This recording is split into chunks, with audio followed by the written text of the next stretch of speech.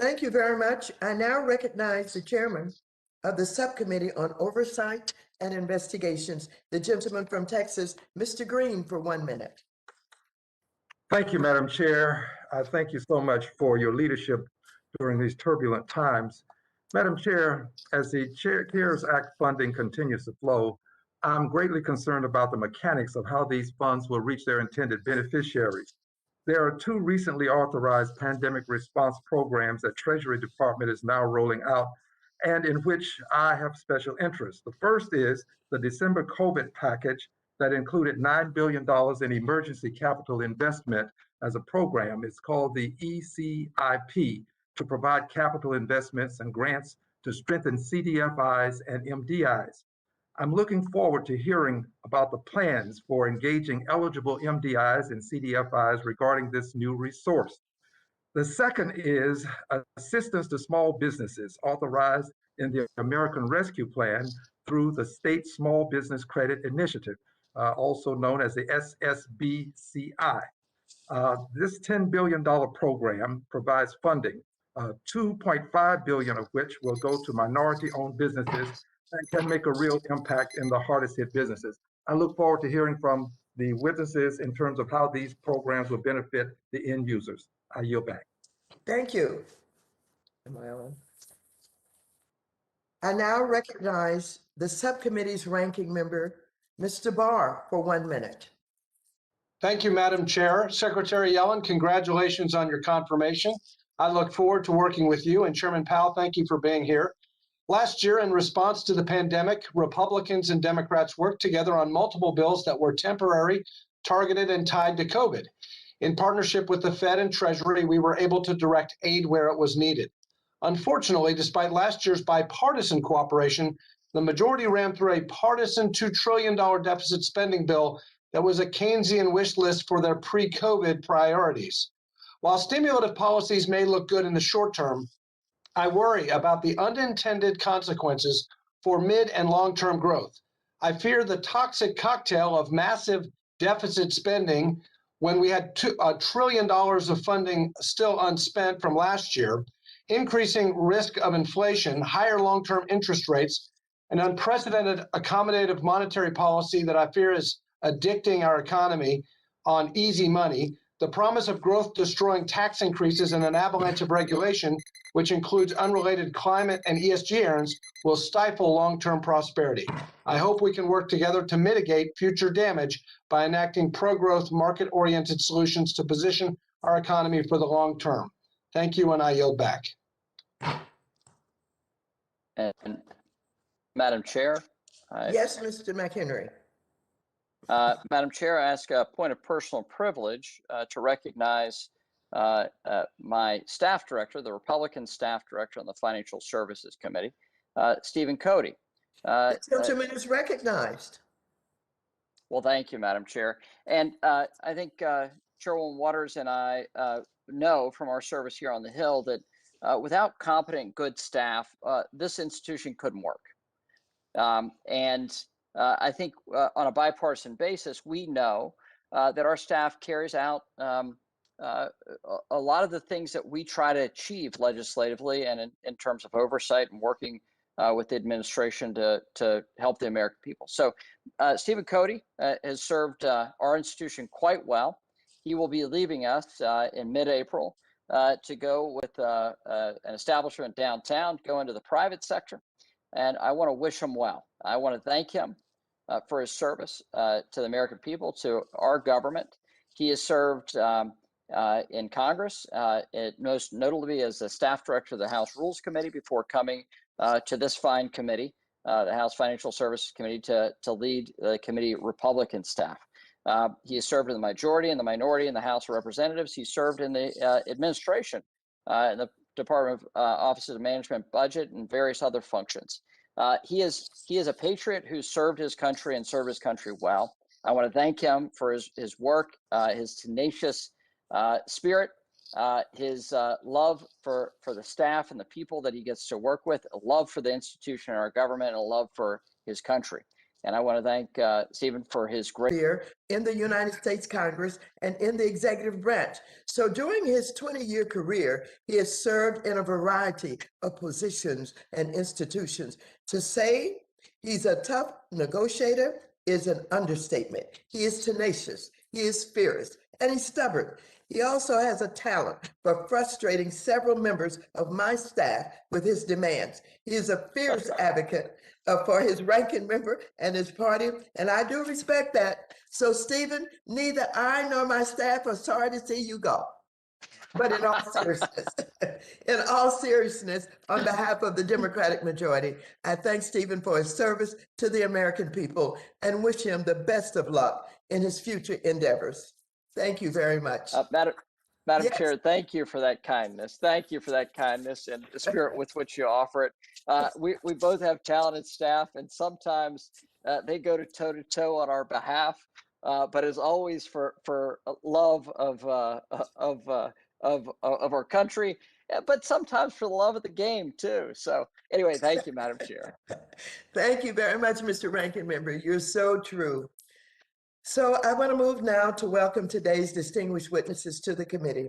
First, I want to welcome the Honorable Janet Yellen, Secretary of the United States Department of the Treasury, for her first appearance before the committee in her new role. Secretary Yellen has testified a number of times before the committee in her prior capacity as the chair of the Federal Reserve, where she served from 2010 to 2014 as vice chair and 2014 to 2018 as chair. I believe she does not need any further introduction. So I want to welcome her. Our other distinguished witness, the Honorable Jerome Powell, Chairman of the Board of Governors of the Federal Reserve System.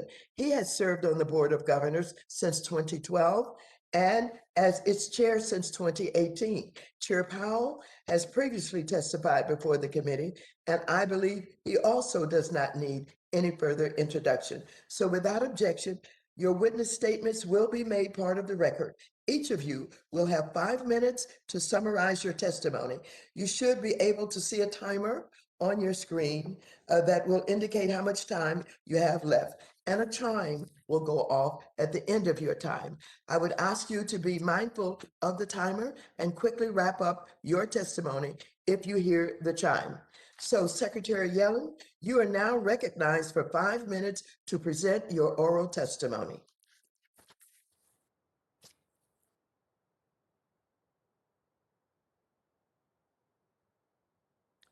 We're meeting at a hopeful moment for the economy, but still a daunting one.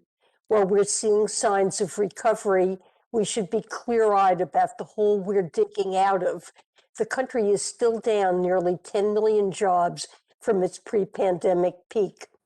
When Congress passed the CARES and Consolidated Appropriations Acts last year, it gave the government some powerful tools to address the crisis. But upon taking office, I worried they weren't powerful enough. After all, there were and still are some very deep pockets of pain in the data. 1 in 10 homeowners with a mortgage are behind on their payments, and almost 1 in 5 renters are behind on their rent. There are 22 million people who say they don't have enough food to eat. 1 in 10 adults are hungry in America. I looked at data like these and I worried that the COVID economy was going to keep hurting millions of people now and haunt them long after the health emergency was over. We know that when the foundations of someone's life fall apart, when they lose the roof over their head, or the ability to eat dinner every night, the pain can weigh on them for years. Their earnings potential is permanently lowered, and I worried about this happening on a mass scale. That's why I advocated very hard for the American Rescue Plan, and why it's my first and my most enthusiastic message today. Thank you. With the passage of the Rescue Plan, I'm confident that people will reach the other side of this pandemic with the foundations of their lives intact, and I believe they'll be met there by a growing economy. In fact, I think we may see a return to full employment next year. Of course, the speed and strength of our recovery depends in part on how we implement the legislation. Treasury is tasked with much of that work, and there's nothing that I or my team take more seriously.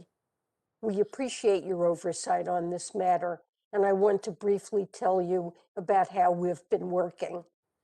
Since taking office 2 months ago, we've been expediting relief to the areas of greatest need. For example, small businesses, and especially the smallest small businesses, which are disproportionately owned by women and people of color. The pandemic has hit these businesses hard.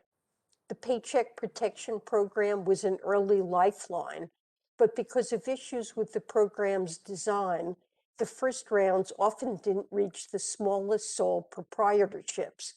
We're addressing that now. We worked with SBA to tweak how the program was implemented. It's allowing the PPP to reach millions more micro businesses and entrepreneurs, especially in rural and low-income areas.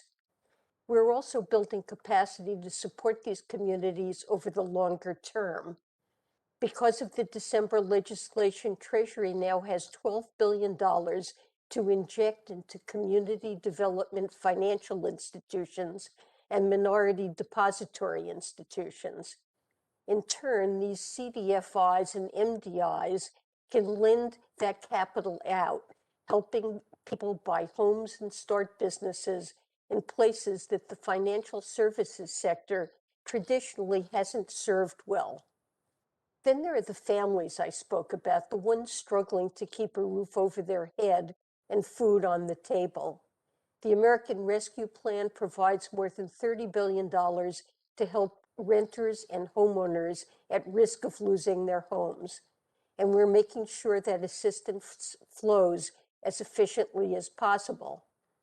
For instance, the previous administration put in place rules that required tenants and landlords to provide quite a bit of documentation to get rental assistance, including detailed statements about their income. But some people don't have access to those documents. We're cutting through the red tape for them while still taking responsible steps to prevent fraud and abuse. And of course, we've been sending direct payments to Americans, a lot of Americans. As of last week, we had issued over 90 million payments.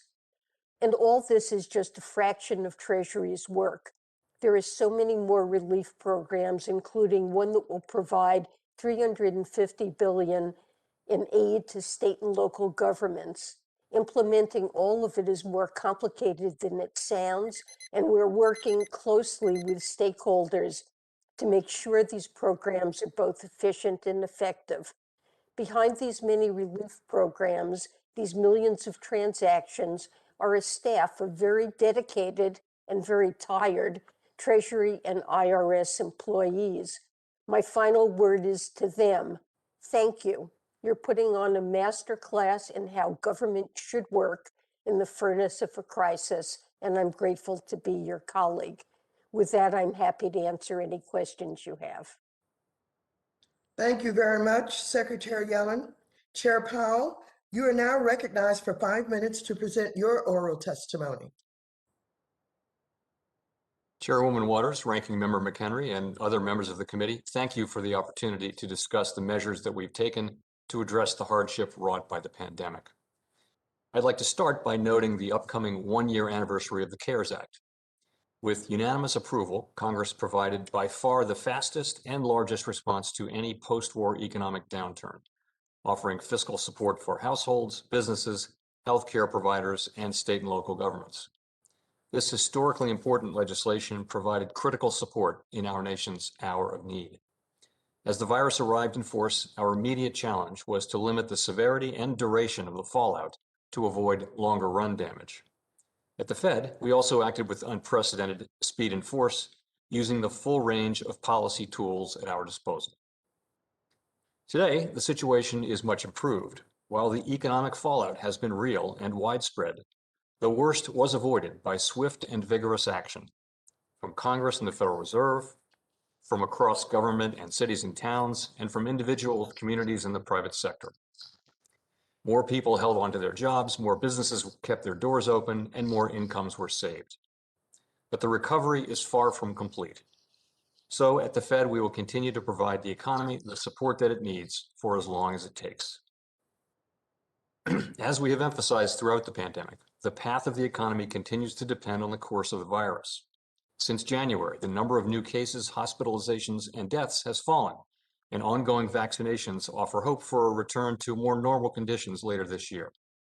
In the meantime, continued social distancing and mask wearing will help us reach that goal as soon as possible. Indicators of economic activity and employment have turned up recently. Household spending on goods has risen notably so far this year, although spending on services remains low, especially in sectors that typically require in-person gatherings. The housing sector has more than fully recovered from the downturn, while business investment and manufacturing production have also picked up. As with overall economic activity, conditions in the labor market have recently improved. Employment rose by 379,000 in February as the leisure and hospitality sector recouped about 2/3 of the jobs it lost in December and January. The recovery has progressed more quickly than generally expected and looks to be strengthening. This is due in significant part to the unprecedented fiscal and monetary policy actions I mentioned, which provided essential support to households, businesses, and communities. However, the sectors of the economy most adversely affected by the resurgence of the virus and by greater social distancing remain weak, and the unemployment rate, still elevated at 6.2%, underestimates the shortfall, particularly as labor market participation remains notably below pre-pandemic levels. We welcome this progress, but will not lose sight of the millions of Americans who are still hurting, including lower wage workers in the services sector, African Americans, Hispanics, and other minority groups that have been especially hard hit. The Fed's response has been guided by our mandate to promote maximum employment and stable prices for the American people, along with our responsibilities to promote the stability of the financial system. When financial markets came under intense pressure last year, we took broad and forceful actions, deploying both our conventional and emergency lending tools to more directly support the flow of credit. Our actions, taken together, helped unlock more than $2 trillion in funding to support businesses large and small, nonprofits, and state and local governments between April and December. This support, in turn, has helped organizations not shutter their businesses and put employers in both a better position to keep workers on and to hire them back as the recovery continues. Our programs served as a backstop to key credit markets and helped restore the flow of credit from private lenders through normal channels. We deployed these lending powers to an unprecedented extent last year. Our emergency lending powers required the approval of the Treasury and are available only in very unusual circumstances. Many of these programs were supported by funding from the CARES Act. Those facilities provided essential support through a very difficult year. They are now closed, and the Federal Reserve has returned the large majority of the Treasury's CARES Act equity as required by law. Our other emergency lending facilities are following suit imminently, although we recently extended the PPPLF for another quarter to continue to support the PPP. Everything the Fed does is in service to our public mission. We are committed to using our full range of tools to support the economy and to help assure that the recovery from this difficult period will be as robust as possible on behalf of communities, families, and businesses across the country. Thank you. I look forward to your questions. Thank you very, very much, Chairman Powell. I now recognize myself for 5 minutes for questions. On March 11th, President Biden signed the American Rescue Plan Act into law, providing an additional $1.9 trillion package that is already helping individuals, families, and small businesses. The American Rescue Plan also includes $77 billion in our committee's jurisdiction, including $21.5 billion to pay the back rent and future rent payments, which will not only help renters remain stably housed, but support small landlords who have also been struggling. Congress has now provided the Treasury Department with more than $46 billion in emergency rental assistance to distribute to states, local communities, tribes, and territories to help struggling families pay their rent and utilities. My state of California is expected to receive somewhere in the amount of $4.67 billion. However, I am increasingly concerned with how the program is being implemented by grantees. In particular, California just launched a program that greatly limits the amount of assistance renters can receive, even if they owe more. Secretary Yellen, what has been the progress so far in implementing the program? What guidance is Treasury providing to ensure grantees are setting up programs that actually stabilize renters and make landlords whole? Thank you for that question, Chairwoman Waters. We have distributed the money to state, local, and tribal grantees. The act, the Consolidated Appropriations Act that started this program does specify that grantees can only provide assistance to households where one or more individuals are experiencing unemployment or hardship, that they demonstrate a risk of experiencing homelessness or housing stability, and that the household has income at 80% of the area median or below, and that the assistance can be for up to 15 months. We're trying to provide grantees with flexibility to establish their programs and operate them within those parameters, but with a great deal of flexibility to address local needs as they see it. The role of the Treasury here is to provide policy guidance so that grantees can establish and follow their own program policies to meet local needs. And we're developing outreach and technical assistance so that grantees can understand best practice. Of course, we have a role in monitoring to make sure that the payments are reaching intended populations. Secretary Yellen, I hate to interrupt you. My time is going to be up shortly, but I am very concerned about the flexibility that the states have. And I don't really know what all of that means, but I do know that there's a lot of confusion because some states had moratorium programs, some cities had moratorium programs, the federal government has a moratorium program, and so I think that's confusing to our renters. In addition to that, for the state of California to say that they're going to pay 80% of the rental assistance rather than 100% bothers me somewhat, and I don't know what other states are doing. And I know that the federal government does guidance, so I'd like to know if you can think about any role that we can play to help straighten out confusion and to help stabilize this rental assistance. Congresswoman, we did distribute frequently asked questions revised from the previous administrations to try to provide additional guidance. But if you have concerns, my staff will be glad to work with you in your office to see if it's possible to address them. Thank you very much. I appreciate that because there is confusion out there, and I'm worried about what is happening with this confusion and whether or not our landlords are going to abandon us and not go for another moratorium. And so it's a lot of questions. I will be back to you, and thank you so very much. With that, I now recognize Mr. McHenry for 5 minutes.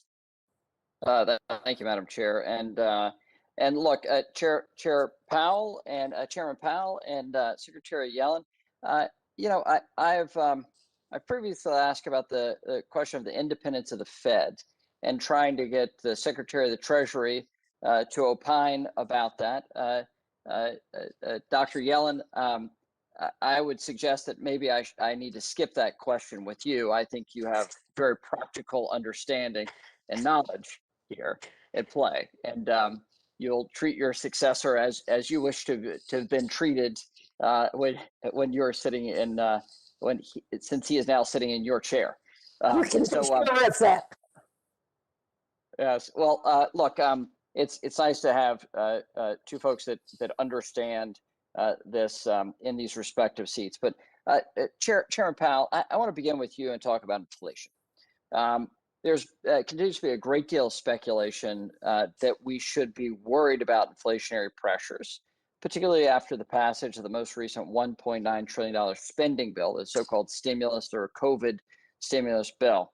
And then we see recent press reports of an additional $3 trillion of spending contemplated by this administration.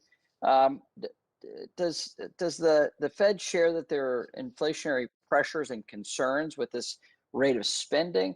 What's the view now? Thanks. So let me start by saying that we're strongly committed to our price stability mandate, which is, along with our maximum employment mandate, those are the two mandates that you've essentially given us. So, and that we construe that as inflation that is 2% over time, inflation that averages 2% over time. We do expect that inflation will move up over the course of this year, first because of what we call base effects. The very low readings of March and April of last year drop out of the 12-month calculation, and mechanically it rises, but that goes away quite quickly. Possibly after that, we'll see a situation in which as the economy reopens and vaccination continues, there could be a surge in spending and there could be some bottlenecks in the economy. We see some of that now. We might see some upward pressure on prices. Our best view is that the effect on inflation will be neither particularly large nor persistent. And part of that just is that we've been living in a world of strong disinflationary pressures around the world, really, for a quarter of a century. And we don't think that a one-time surge in spending leading to temporary price increases would disrupt that. However, we have the tools to deal with that. We remain strongly committed to inflation expectations anchored at 2%, and we'll use our tools as appropriate to achieve that. As far as further fiscal policy is concerned, it's not up to us to, as we've discussed on some occasions, we don't comment on fiscal policy. We try not to, particularly on specific bills and things like that. So I'll leave that to others. Well, Secretary Yellen, about fiscal policy. We have, as Chairman Waters highlighted, the rental assistance, the $25 billion of rental assistance to individuals and families that were in arrears because of the lockdowns. And we've tried to support them with some rental assistance. What guardrails has the Department of Treasury put in place to ensure that the funds are actually prioritized for individuals and families who are in rental arrears? Well, it is Treasury's job to establish guardrails, and we've done that by issuing a set of frequently answered questions that are essentially guidance about how the money needs to be used. It clarifies that grantees have flexibility, but also that there are requirements of the statute, and that we will, follow up to make sure that the payments are going to eligible households and that the guidelines of the program are being followed. Thank you. Thank you, Secretary Yellen. Final question I have is about oversight. Secretary Yellen, your predecessor agreed to very onerous and rigid and strong oversight for the CARES Act. And this current $1.9 trillion has rescinded all those things, sadly, except this quarterly hearing. And so what I'd like to hear is your voluntary commitment to work with Congress, the GAO, the Special Inspector Generals, and the Congressional Oversight Commission, as well as this committee. Well, you have it. I think oversight is very important, and I pledge to work with this committee and the oversight groups. Thank you you, very much. Secretary Yellen, and congratulations on your new chair. Thank you. Thank you. I now recognize Ms. Maloney for 5 minutes.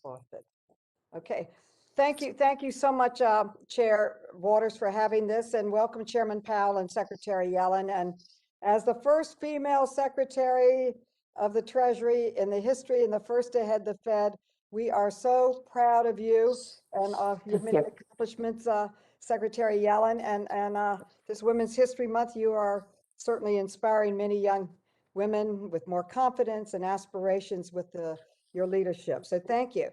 As you know, at the end of last year, we were able to reach a bipartisan compromise on my Corporate Transparency Act, which will crack down on anonymous shell companies, the vehicle of choice for criminal activity, money laundering, and terrorism financing.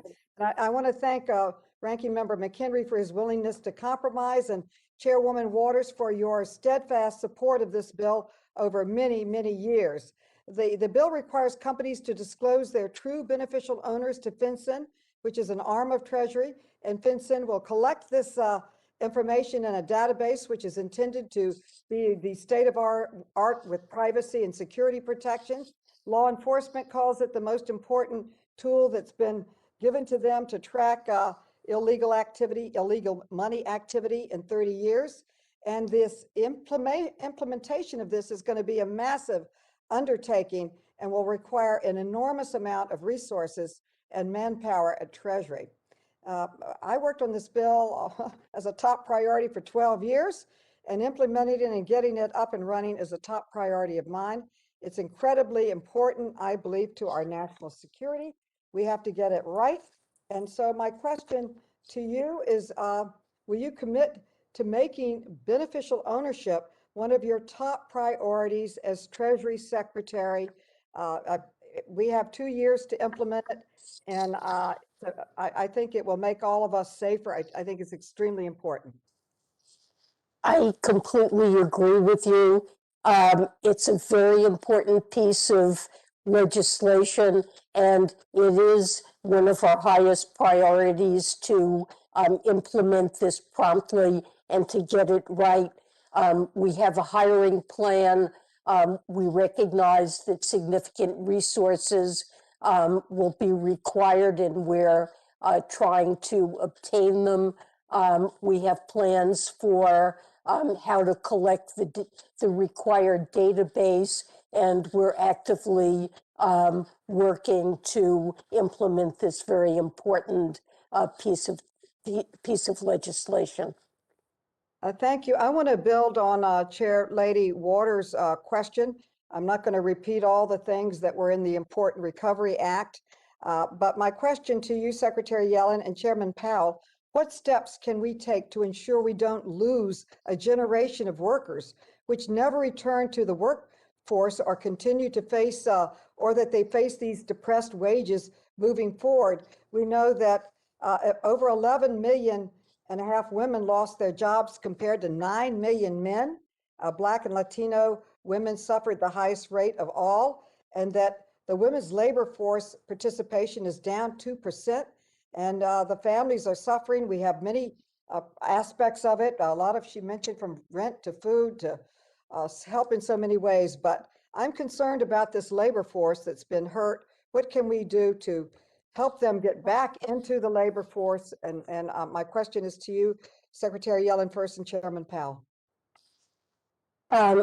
So first of all, in the short term, the American Rescue Plan contains substantial support for minorities and particularly for women who have been forced to drop out of the labor market. There's an important increase in the child tax credit that's going to result in, along with other provisions, a 50% reduction in the child poverty rate.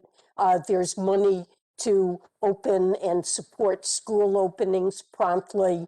There's an enhanced child independent care credit with a successful vaccination program to get women back into the labor force. And longer term, when we've gotten to the other side of this pandemic, we hope to address in a jobs package over the longer term some of the factors that have resulted in low wages and low labor force participation for women. Thank you. My time has expired. Mrs. Wagner, the gentlelady from Missouri, is recognized for 5 minutes. I thank you, Madam Chairwoman, and thank you, Chairman Powell and Secretary Yellen for joining us today. Secretary Yellen, and I'd ask you, please respectfully, if you could keep your answers brief. As the country begins to safely reopen and our economy recovers, is examining changes to tax policy the correct direction? We expect to examine changes to tax policy along with programs that will address some of the longstanding problems that have held down productivity and labor supply in the United States. We'll address infrastructure, risks from climate change, education, training. Let me ask you, ma'am, Secretary, what impact would this action have on jobs and workers' wages? I think a package that consists of investments in people, investments in infrastructure, will help to create good jobs in the American economy, and changes to this tax structure will help to pay for those programs. Well, Secretary Yellen, what tends to be the impact, I guess I'd ask, on the American consumer, my constituents, when corporate taxes are raised? Do the costs usually tend to be passed down to them? The impact of changes in corporate taxes have been studied by economists for a long time, and the impact of them on prices and on consumers are very unclear from existing studies. Well, we do need to. Go ahead, please. We do need to raise revenues in a fair way to support the spending that this economy needs to be competitive and productive. And so let me just say this, Secretary Yellen, if I could, I think we know that raising the corporate tax rate results in higher costs for small businesses, schools, and American households. Then why is this country begins to reopen and recover economically would the Biden administration be proposing tax policy which would in the end hurt the American family and millions of struggling small businesses? The Biden administration is not going to propose policies that hurt small businesses or Americans. The Biden administration is going to propose investments this economy has long needed to be competitive and productive, and support for. With all due respect, ma'am, I would say this, certainly raising taxes on business and industry is going to affect consumers and households and American families in a very adverse way. Is this being proposed, these tax increases, to offset the costs of the recently enacted partisan stimulus package, ma'am? No, the stimulus package, the American Rescue Plan, was not funded with any increases in taxes, but a longer-term plan that addresses critical needs of this economy probably would be accompanied by some revenue raisers. Yes, I'd say so. And I'd say that the plan as it exists right now hasn't been paid for. For example, let me just say this. Last month, lumber prices hit an all-time high, doubling in price from just 3 months ago. Gasoline prices jumped 6.4% over the previous month, while electricity and natural gas prices rose 3.9%, not to mention housing prices and other manufacturing supply chain goods. Are these steady increases a sign that once the economy fully reopens, we're likely to see parts of the economy where demand is intense, at least for a period of time, leading to some additional, I think, price pressures. Let me ask you this, Chairman Powell, in my limited time. Could you describe in detail the wide range of policy tools the Fed has at its disposal to address what is obvious inflationary pressures that we're seeing already? Well, our most basic tools are here to try to achieve price stability, and those principally are interest rates and moving interest rates up and down. As I mentioned a few minutes ago, though, our best expectation is that there'll be modest upward pressure on prices this year, but that they won't be particularly large or persistent into the future. But we do have those tools, and we'll use them. Thank you. My time is expired. I shall yield back. Thank you. The gentleman from California, Mr. Sherman, is recognized for 5 minutes.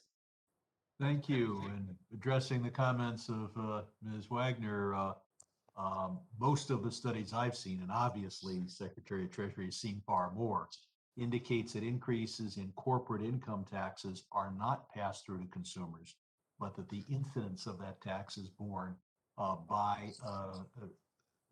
those who invest capital, and which is disproportionately the top 1%. In contrast, sales taxes are passed through to consumers. I want to use most of my 5 minutes just to bring to the attention of our two august witnesses some matters that I hope will merit their personal attention in the days to come. Madam Secretary, your predecessor committed to me from a foreign policy standpoint that the Treasury Department would put a reasonable amount of lawyer hours into doing a tax treaty with Armenia. And I hope that that policy will continue now that the Yerevan government is ready to proceed, having had some discord in the past. Madam Secretary, you have delayed till May 17th, the April 15th deadline for Form 1040. It's very important that you do the same for the first of the four Form 1040-ES, the estimated tax payments voucher that is usually prepared at the same time and is so important to gig workers. Madam Secretary, 2 days ago, the IRS issued a report indicating that 1/5 of the earnings of the top 1% are going untaxed. I hope very much that you'll work with Congress to replace and restore the 15,000 enforcement officers that the IRS has lost in the past decade. I used to head the second largest tax agency in our country, and it's clear that putting more effort into tax collection, particularly from the top 1%, will collect many more times the cost in additional revenue, and will, I think, add to our social cohesion because wage earners are paying their taxes. Madam Secretary, I hope you'll focus on a letter from the state of California of May 19th, desperately needing guidance on the Recovery Act, especially showing that a decision by California to conform to federal law. So federal law recently is very generous to the PPP small businesses. If California conforms to that law, that isn't regarded as a tax decrease violative of the provisions of the Recovery Act that say that states should not be using those funds to cut taxes. Chairman Powell, we've talked a lot about wire fraud. Your staff has told me they don't plan to solve the problem. I hope you get personally involved in making sure our new wire transfer system does solve the problem. And Chairman Powell, I want to commend you for your statement yesterday that the Fed will not proceed with creating a new central bank digital currency without the support of Congress. And I don't think you'll have that support unless the know your customer provisions are applicable to this new system and it doesn't become useful to tax evaders, terrorists, drug dealers, etc. Madam Secretary, believe it or not, I do have a question. Chairman Powell, when he was last before us last month, testified before this committee that federal legislation is necessary to fix the legacy LIBOR contracts so that they can continue to function after the LIBOR index is no longer published by our friends in London. Secretary Yellen, would you agree with Chairman Powell that Congress will need to act to provide for a smooth transition for these $2 trillion in contracts? Yes, I would agree. There are certain legacy contracts where the transition could be difficult without legislation. And so these are contracts that don't provide for a workable fallback rate. And so I think Congress does need to provide legislation for the LIBOR transition. Thank you. And in my remaining time, can you address the issue of states that are conforming their laws to their income tax laws to federal income tax law? Is that going to be regarded as a violation of the Recovery Act? We're working to provide guidelines on what will and won't count, and it's premature for me until we've completed that to offer you an answer on the specifics. Please, it's We'll critical. do it quickly. Thank you very much. The gentleman's time has expired. Mr. Lucas, you are recognized for 5 minutes. Thank you, Madam Chair, for holding this hearing, and thank you, Chairman Powell and Secretary Yellen, for appearing before the committee. And of course, Secretary Yellen, congratulations. I join my colleagues on your confirmation as the first woman to serve as Secretary of the Treasury. I look forward to the day, hopefully not very far off, when all positions of responsibility, all opportunities in society will advance to the point where we can no longer use the phrase first woman again. That day will come, hopefully soon. This past Friday, the Fed announced the temporary exclusion of treasuries and reserves from the supplemental leverage ratio will expire at the end of the month. The announcement also stated that the Fed will seek public comment on potential SLR modifications. Chairman Powell, could you comment if the exclusion of treasuries and reserves from over the past year helped improve U.S. Treasury market conditions and banks' ability to provide credit?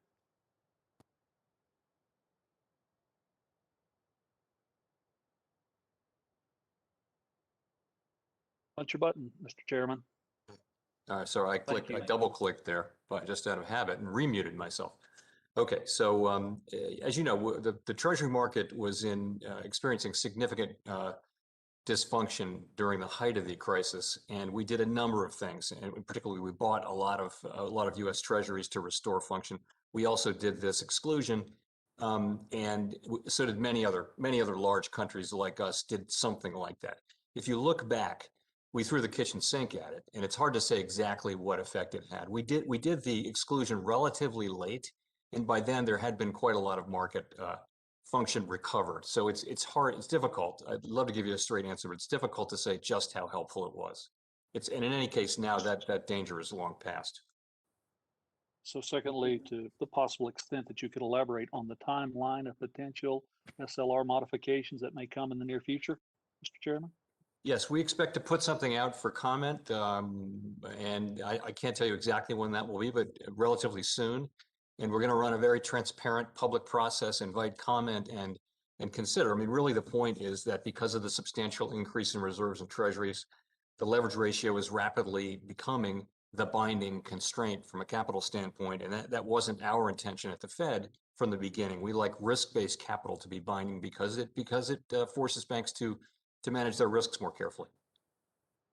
As everyone on this hearing knows, I've always made it a very strong point that the 3rd Congressional District of Oklahoma is a commodity-driven economy. It's ag and it's energy. There's concern in my district that financial regulators may be moving towards regulation and supervision with environmental policy objectives, potentially discouraging banks from doing business with entire sectors of the economy. Chairman Powell, could you respond to that concern by my constituents? Sure. So it's been a long-held policy of the Fed that we don't tell banks what legal businesses they can lend to or order them to lend to. That's not what we do. With the climate change, you're getting at the climate change work that we're doing. We're at a very early stage of understanding the risks to regulated financial institutions from climate change. It is a risk that we think the public has every right to expect that we will assure that the banks do manage over time. And so again, in early stages of that, I'd be happy to talk to you offline about that too. Absolutely. And on that vein, Secretary Yellen, could you provide your thoughts on that concern?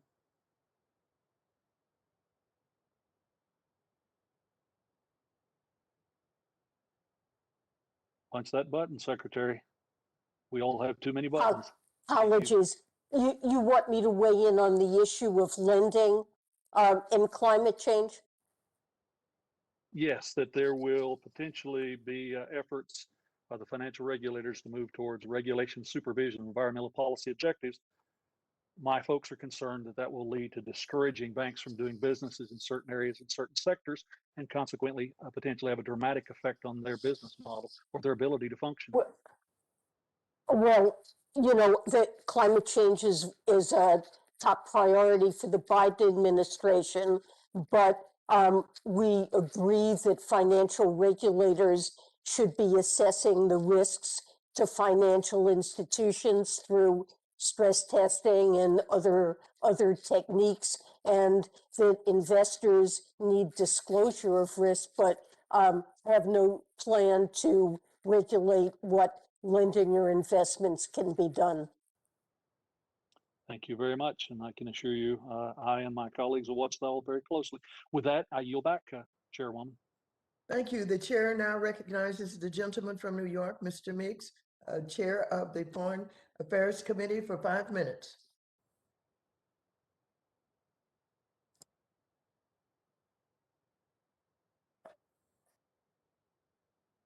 Mr. Meeks?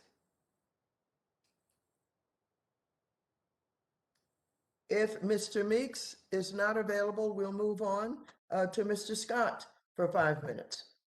Thank you. Thank you very much, Chair Lady. Chairman Powell, Miss Ellen, welcome. Chairman Powell, first to you. Thanks to the rescue plan, we now have an opportunity to expand the child tax credit. The IRS has put forth a Get My Payment website, and I believe it could be used in conjunction with the efforts through the FDIC and the private sector to bring more Americans into our banking system using what is known as bank-on certified safe accounts, but only if it is able to be moved at this moment when we capture it. Because currently the IRS Get My Payment tool is only open for the status checks, but consumers are unable to add or change delivery information, and as they were able to do so with the delivery of the first stimulus checks.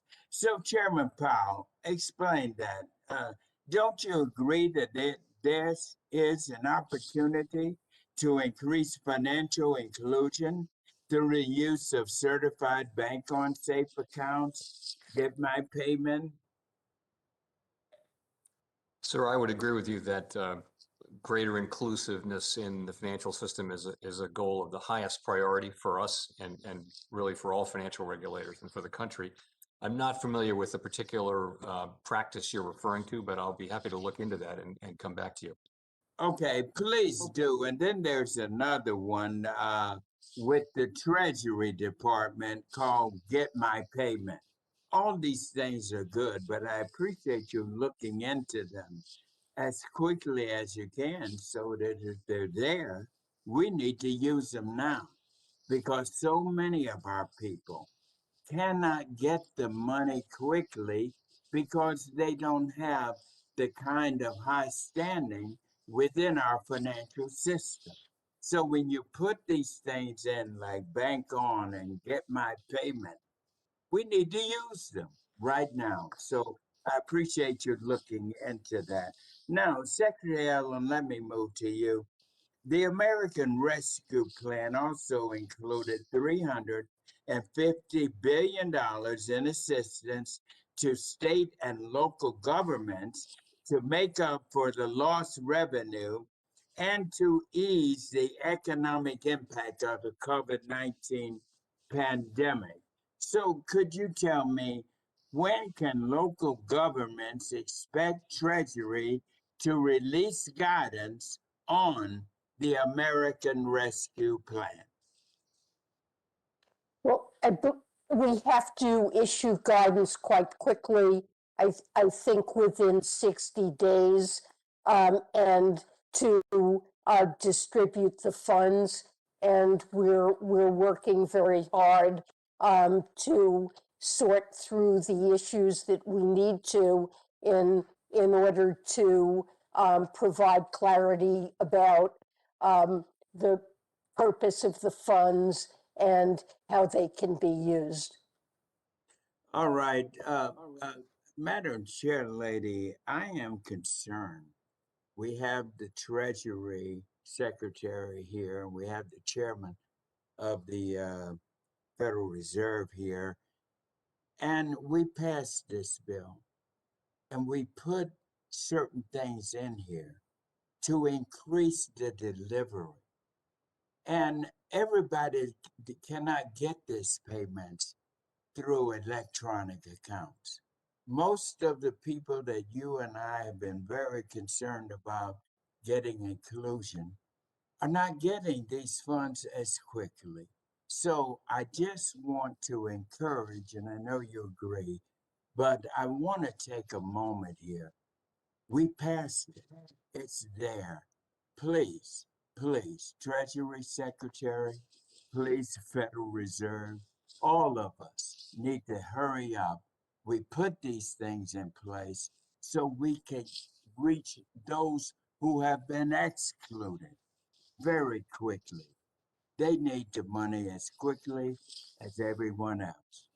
Thank you, Chair Lady. Well, thank you very much, Mr. Scott. I now recognize the gentleman from Florida, Mr. Posey, for 5 minutes. Thank you, Chairman Waters, for calling this hearing today. We continue to live in a period of uncertainty, but there is some good news on the horizon for our economy, as it appears poised to recover rapidly as the vaccine is given to more and more people. Chair Powell told us in his semi-annual appearance a few weeks ago that the economy could grow by as much as 6% during this year alone. At the same time, other factors could cloud the horizon, such as our unprecedented level of deficit spending, increases in nominal Treasury and corporate bond yields, a mysterious enthusiasm for raising taxes, and a headlong pursuit of climate change mitigation measures that threatens affordable energy and our recently acquired energy independence. Secretary Yellen, you recently said that the Treasury Department could facilitate bank stress tests for climate change, but you wouldn't expect the results would be used for capital requirements or other regulation. If these climate stress tests have no regulatory purpose, what would the purpose of such stress tests be? I think the purpose of, maybe we should call it scenario analysis rather than stress tests, is for financial institutions and for the regulators to better understand the risks that climate change pose to the health and resilience of core financial institutions. And it will help those institutions better manage and understand the risks. Are we doing any studies of the risk from solar interaction with our planet? I mean, a couple of years ago, we missed a solar eruption that would have knocked out a lot of satellites and kind of put us in a dark age. Are we checking on natural phenomena like that as well? Well, let me say, Go ahead. yeah, I can say, since we directly supervise financial institutions, we do supervise for institutions that are in areas of the country that are susceptible to significant weather problems, such as hurricanes and things like that. So we do that, but so just in response to your question, I would say that. So, how would this be used? I mean, some people think it will be a federal infomercial, like the old Al Gore movie or something like that. I mean, how do you plan to utilize this information? Well, let me say that, first of all, many of the large financial institutions are already doing this. And the reason they're doing it is just what the secretary said. It is to try to understand at an early stage of this science, really understand what are the risks that are involved in climate change. And that one way to do that is to run simulations and ask what would happen if, what would happen that. There are no regulatory consequences contemplated. It is an exploration in understanding better what the risks are to the core of our financial system. And we feel like that's our obligation, is to understand that. And again, the financial institutions are very much actively doing this on their own. It's not something we're forcing them to do at this point. Who is doing it? Give me some examples of who might be doing that right now.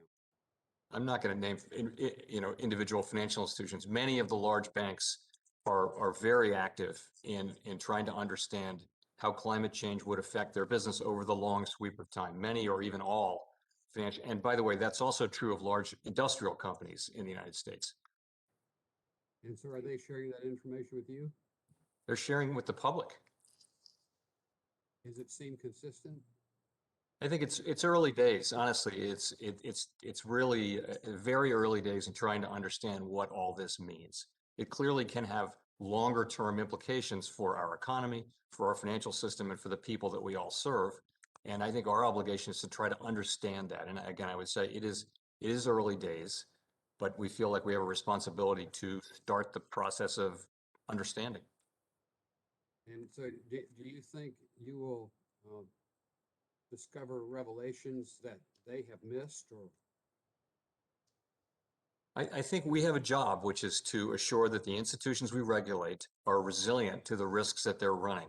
The public will expect that, and they have every right to expect that over time. So we are there to, we don't have a new mandate. This is consistent with our existing mandate of supervision of financial institutions. It's just the same mandate and a different risk. Gentleman's time has expired.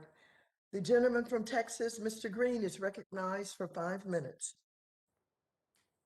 Thank you very much, Madam Chair. Madam Chair, I don't want the historic aspect of this hearing to escape us. I'm a senior member of this committee. I have had many persons to appear before this committee, many secretaries of the Treasury and chairs of the Fed. And I must tell you, a paradigm shift is taking place, and I don't want it to be overlooked.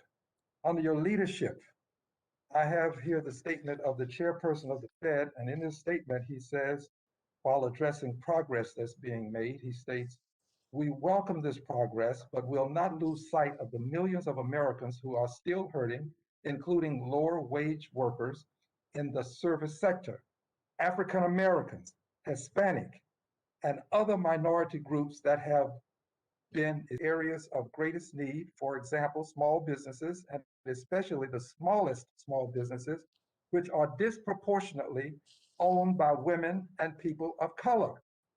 Now, I understand that there's still great work to be done, but I just don't want to overlook the fact that people are talking more now about the needs of minorities and women.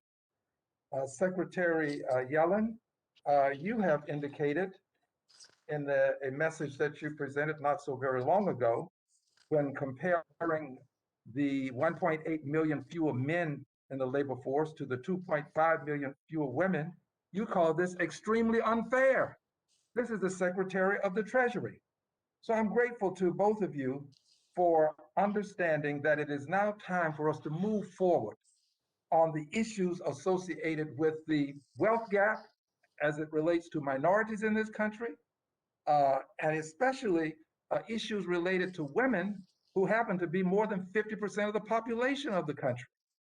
This is historic to see this movement under your leadership, Madam Chair. I commend you, and I'm honored to serve under your leadership. Now to Secretary Yellen. I have a concern, and I'm concerned about the $10 billion that will go to the State Small Business Credit Initiative. I'm concerned because when this program was instituted on a previous occasion, we have reauthorized it in the rescue plan. But when it was authorized initially, it went to the state through the Agriculture Department. Then the Agriculture Department had the duty, responsibility, and obligation of making sure that it moved down to other units of the state. Well, in Texas, that probably is not the best way to do business. So I have this consternation about it, and my hope is that we'll be able to get this to the end users in a much more expeditious way, such as what you have indicated you've been trying to accomplish. So my question is this, Madam Secretary, will you send us an outline of the timeline for implementation from money in the Treasury to capital in the coffers of the end users in the $9 billion emergency capital investment program that has come into being under the Honorable Maxine Waters' leadership? Had the privilege of working on this program, and the $10 billion State Small Business Credit Initiative similarly came into existence. And I would add also, this last one had the help of the chairwoman of the Diversity and Inclusion Subcommittee, Ms. Beatty, who helped us to hone this and refine it to the extent that we are helping the smallest of small businesses. So I'm just hopeful that we can get such an outline, because I have people who question me daily about when will the money be available for us as end users to benefit from it. And I believe that your heart's in the right place. I believe you're working expeditiously. I just want to be able to answer those questions when they're posed to me. So again, I thank you. I'm grateful for this historic moment. And my hope is that this is only an indication of the better things to come. And Madam Chair, I will yield back some 12 seconds to you. Thank you. Thank you very much. I now recognize the gentleman from Missouri, Mr. Lukemeyer, for 5 minutes. Thank you, Madam Chair, and congratulations to you, Secretary Yellen, on your new position. Good to see you again. Wish Good you to see you. my opening comment is just for you. I also have another duty here in Congress, which is to be the ranking member on small business. And during your opening statement, which I'm sure was written by your staff, you made some comments with regards to this administration being responsible for all the loans that are out there that are being taken by those entities, those small businesses under 20 or 10 employees. And I can quote you from my own press release as the ranking member of small business that the loans have been at roughly 75 to 80%, 10 employees or less already. And it's generally about a little over 90% of 20 employees or less. And for the administration to actually pause that ability of small businesses over 20 to have access to the program is actually harmful from the standpoint that if we don't pass the extension of the PPP bill that we passed in the House and the Senate now has it, if we don't pass that, those small businesses are actually at a disadvantage because the over 20 were delayed. And if they don't get their loan in the pipeline soon, the pipeline's not going to get processed and they won't even get their loan processed. So my comment would be, please tell your staff to quit politicizing your statement and please stop taking liberties with the facts. Mr. Powell, we're halfway through the 2-year cycle now on CECL and the capital delay, which will end in 2022 and begin the phase-in of deferred impacts on the capital. We've now had nearly 4 quarters of CECL data available and have banking agencies reviewing the data. Can you tell us what the Fed's review of that data is, and if you would consider a more permanent calibration or revision to the current approach?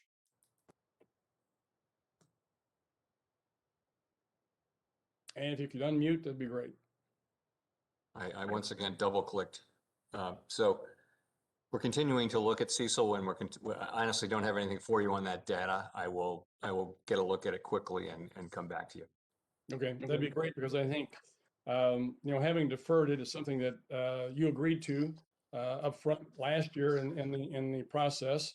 It was something that I think you probably agreed to again this time, and I think it's something we certainly need to review for sure, if not get rid of altogether. If a delay is something that we all believe was in the best interest of everybody affected by it. Also, Mr. Powell, from Chairman Powell, at this point, Fed data from third quarter 2020 indicates that 51% of the commercial real estate debt is now held by banks, and the FDIC data indicates community banks have a higher concentration of this of these loans than other lenders. At this point, again, Congress has provided relief from the financial institutions with these assets through the suspension of TDRs and the extension of the foreclosure moratorium. I think it's important we can have discussions around this and what will happen when this relief ends. Can you give us a little heads up as what you think will happen, the impact on balance sheets, economic recovery, if we take that extension, take that foreclosure moratorium off? I will look into that for you. Sorry. I apologize for my voice. I've got really bad allergies today, so It's that time of year. No, so you're right. We're monitoring CRE very carefully, and you're absolutely right that its concentrations arise principally in smaller banks, and we'll have to monitor it carefully as we allow those moratoriums to elapse. And I don't have anything for you on that today, but we're well aware of the issue, and we'll be sure to move very, very carefully when we do address that. Well, as you know, I'm very concerned about this situation, because as we saw in 08 and 09, when we went in and very punitively shut down entire industries, especially in the community and commercial real estate and real estate development areas, it had a really, really devastating effect on not only local economies, but the economy as a whole. So I hope we are very, very cautious about this. You and I have talked about this before with regards to forbearance and being able to allow these businesses to get back on their feet and see what the real loss is before we go in and sort of scorched earth get rid of all these folks. But I appreciate your interest on that and your support on that. I know that you all are doing a good job of working with the banks at this point, and I would ask that you continue to do that. I realize some loans are tired due to my current medical situation, but I thought it might be better for me to do this in the midst of meeting.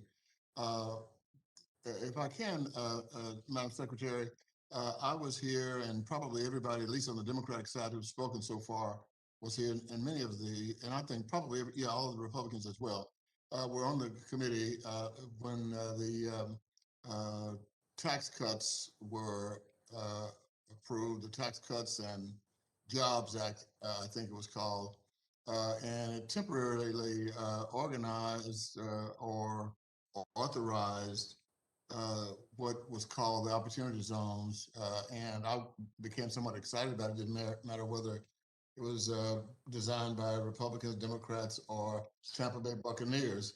I thought it was, maybe that's going too far, but opportunity zones, the incentives were designed to encourage private investment in the economically distressed areas around the country. And I have become concerned, even though I had great enthusiasm for this program, that the larger promise of this organization has not been realized. I believed, I hoped that we would have affordable housing, community-oriented amenities like grocery stores, drugstores like CVS, would improve the quality of life in these low-income areas. But that my dream remains unrealized. Now, today, Chairman Green and I sent a letter. And let me say also parenthetically that Opportunity Zones is in Ways and Means, and I'm respecting that, except that there are some parts of this, especially as it relates to affordable housing, where opportunity zones could be extremely important. So here we are. I mean, we've seen some things to happen that I think are extremely unfortunate, and they bode poorly for what we can do in the future. And one of those things, Madam Secretary, is that we have seen, for example, the Brookings Institution talked about in one of their reports, in some of the states had picked opportunity zones covering college campuses located in census tracts where over 90% of the residents are students. And you know, I'm all for students, but I don't believe the program was designed, as I recall and read the initial proposal, for colleges. It was designed for distressed communities. At any rate, I'm talking too long, but I want to make sure that you understand the concerns we have. And in the remaining time, could you talk about what economics says about the benefits, you know, if we have this program maybe tweaked or redesigned in some ways so that the incentives actually help people in what we thought were going to be zones? I think it's critically important to increase opportunities for, to provide affordable housing, especially for low income and historically marginalized families, and opportunity zones appropriately structured could contribute to that. There are a number of other tools that we have that can contribute to affordable housing goals. The low-income housing tax credit, I think, is important in serving that purpose. The Capital Magnet Fund can also serve to facilitate investment in affordable housing construction. This is a top priority for the Biden administration. We're certainly open to exploring opportunities at Treasury and across the government to address the affordable housing shortage. We're operating at Treasury the CDFI fund and the programs that will invest in CDFIs and minority depository institutions, and I think they can make a contribution. But we have a variety of programs and would look forward to working with you to see how we can use them to address this problem. Thank you, Gentleman's time has expired. Thank you. The gentleman from Michigan, Mr. Huizinga, is recognized for 5 minutes. Thank you, Madam Chair. And I'm going to be trying to move through a couple of quick things, but Secretary Yellen, one, congratulations on your new position. And I look forward to continuing to work with you. But I have to read you part of an email I received from a CPA constituent of mine. And this echoes what Mr. Sherman had to say. He says, extending the filing date of the 2020 tax returns was not an option. It was a necessity because of all the stuff being thrown at us this year. Making changes to the 2020 income tax rules in March, ?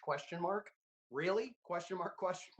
It's going to take software developers 2 weeks at least to get this into the software correctly.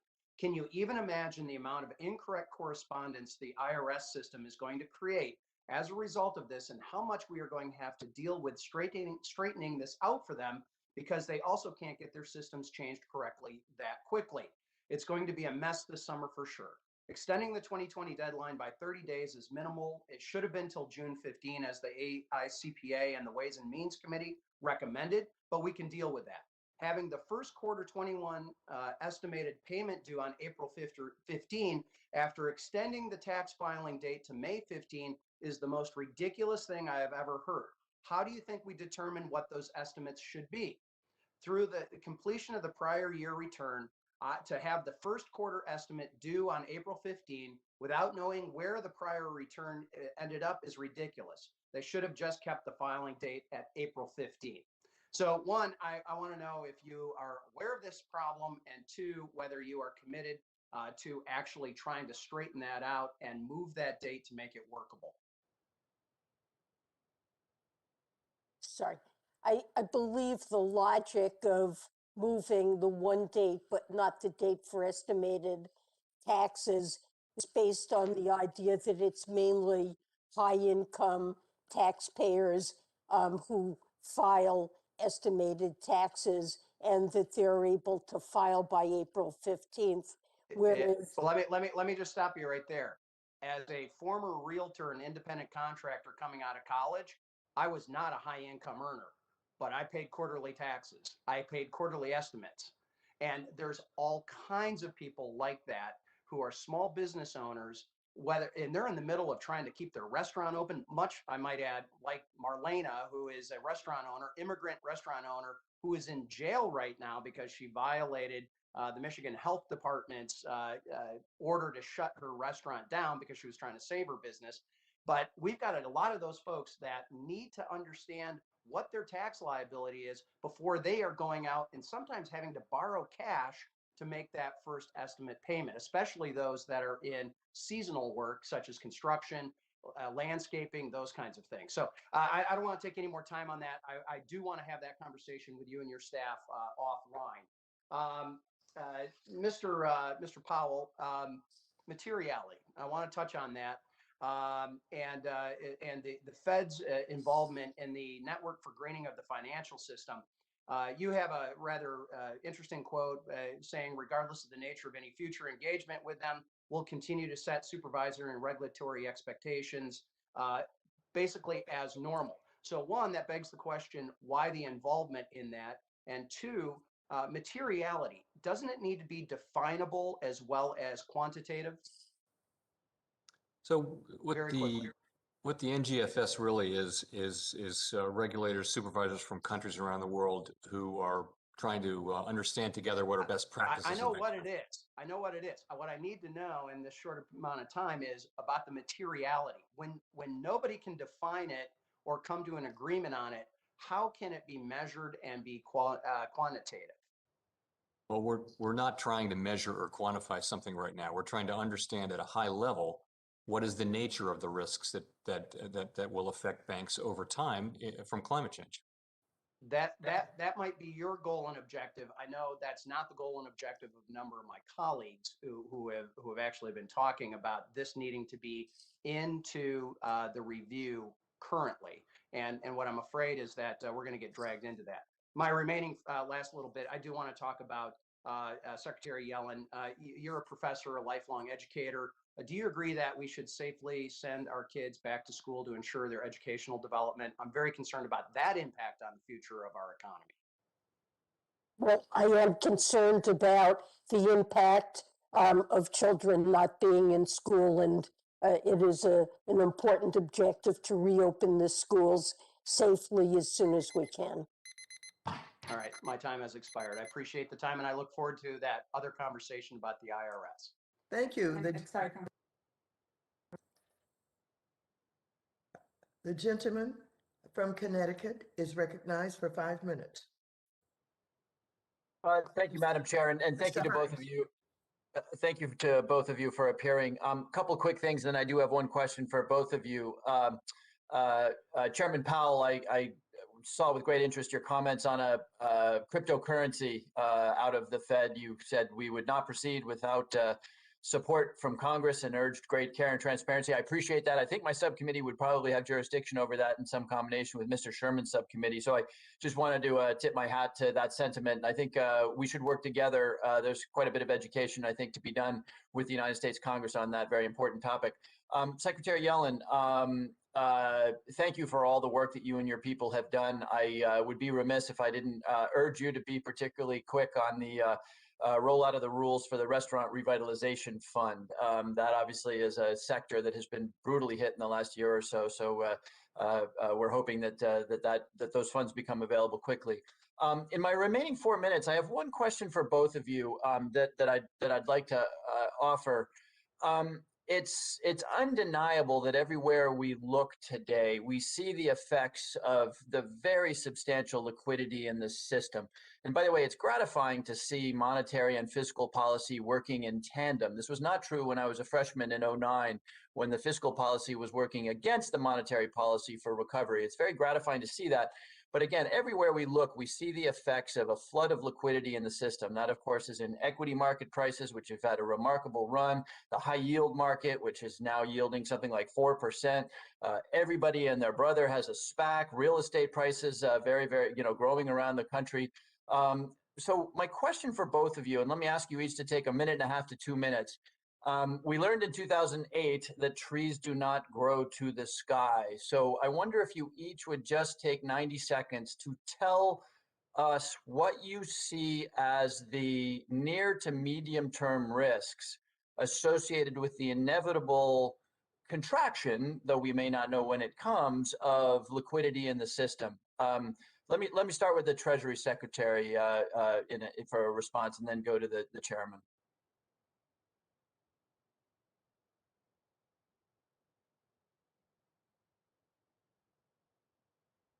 Secretary Yellen, you may need to unmute.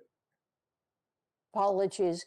I'd say that while asset valuations are elevated by historical metrics, there's also belief that with vaccinations proceeding at a rapid pace, that the economy will be able to get back on track. I think in an environment where asset prices are high, that what's important is for regulators to make sure that the financial sector is resilient, and to make sure that markets work well, and that financial institutions are appropriately managing their risks. Chairman Powell, that's a pretty good segue. Over to you. So monetary policy is highly accommodative right now. That is appropriate given how far we are from our employment goal and our inflation goal, for that matter. I think the first thing I would point to is just our overall monitoring of financial stability. So we look carefully at financial stability on an ongoing basis. We have a framework with 4 pillars. If you look at those, the evidence is kind of mixed. You can say that asset prices are somewhat, some asset prices are a bit high, but the banking system is highly capitalized, and funding risk is relatively modest. The remaining category is really leverage among households and businesses, which is somewhat elevated, but nothing like it was before the financial crisis. So it's a mixed picture on that. The main thing is to have a resilient financial sector that can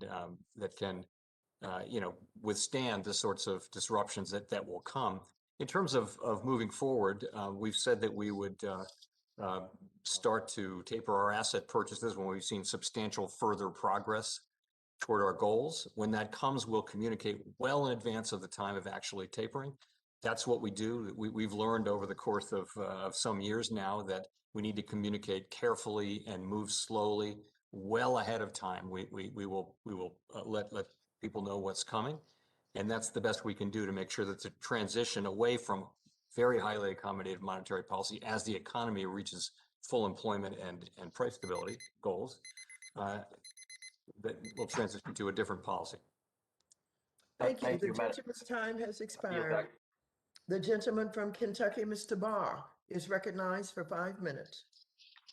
Thank you, Madam Chairman. And Secretary Yellen, you have created a team within Treasury to focus on climate change. You are also the chair of the Financial Stability Oversight Council, which is charged with identifying systemic risk to the financial system. I certainly understand that changes to weather patterns could pose risk to individual credits or insurance policyholders, but linking hypothetical climate scenarios to risk to the entire financial system seems to me highly speculative.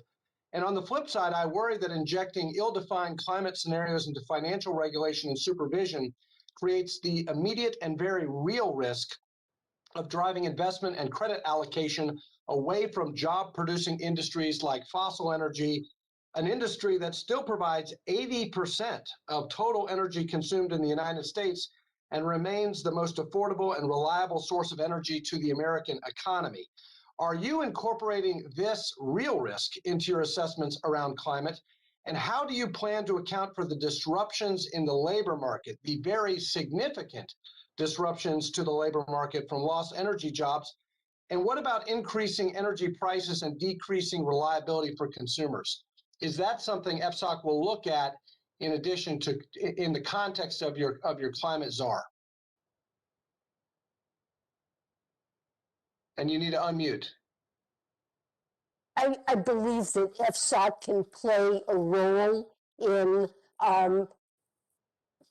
arranging discussions among financial regulators, all of whom have responsibilities for assessing risks from climate change to the financial institutions that they supervise and regulate, to coordinate a system-wide response using the best available tools.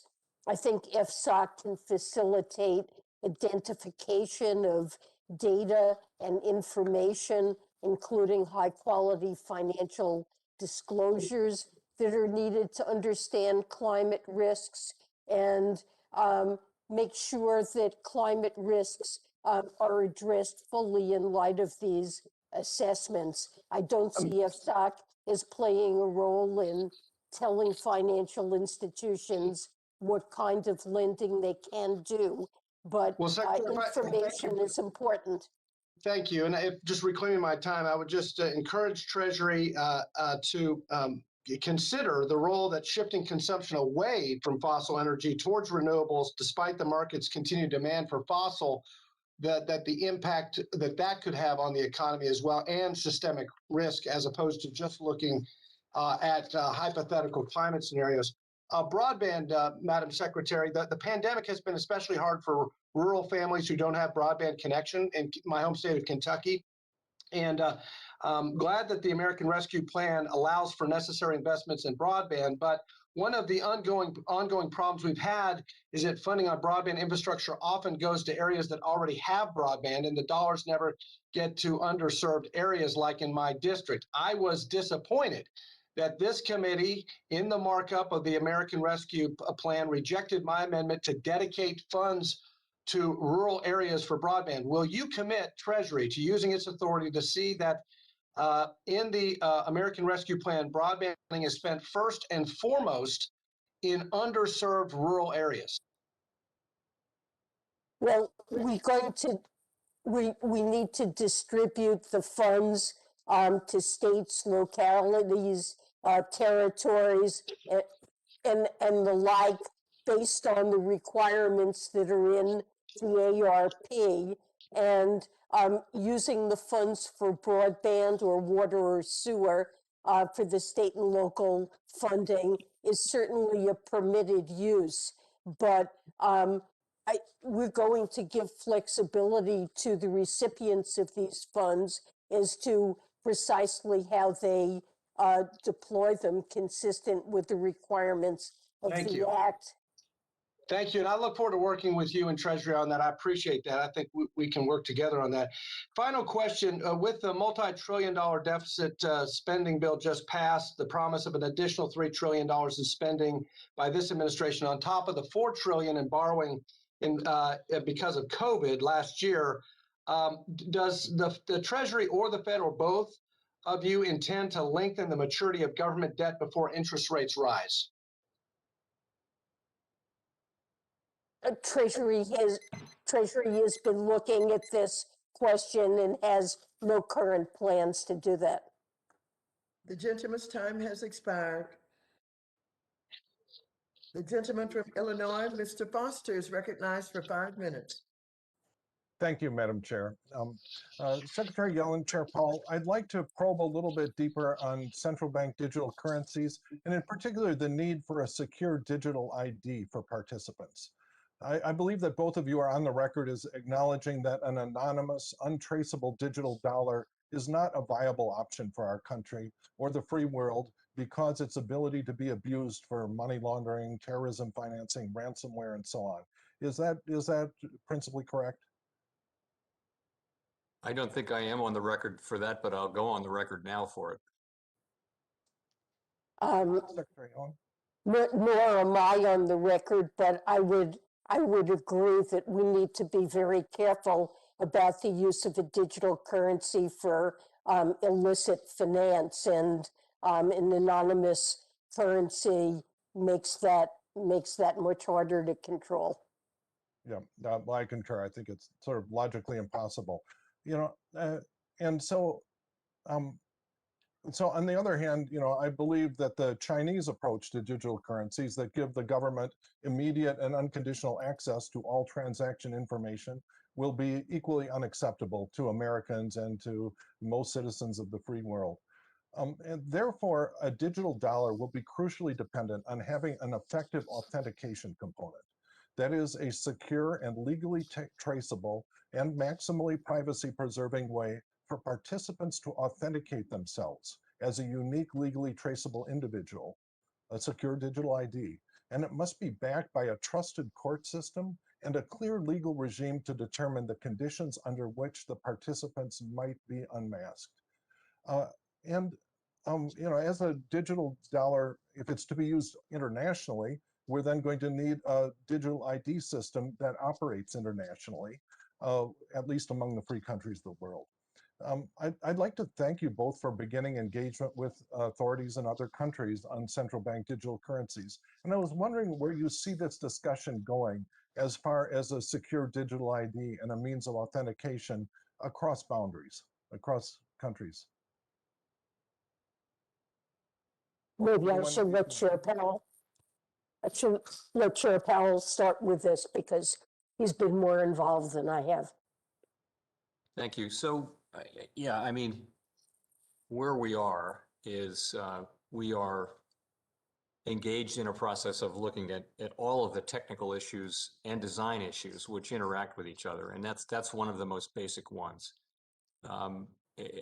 Reflecting your earlier question, I don't think that a system that relies entirely on, for example, completely private governance or completely secret information about who's actually owning the digital dollar would not be viable.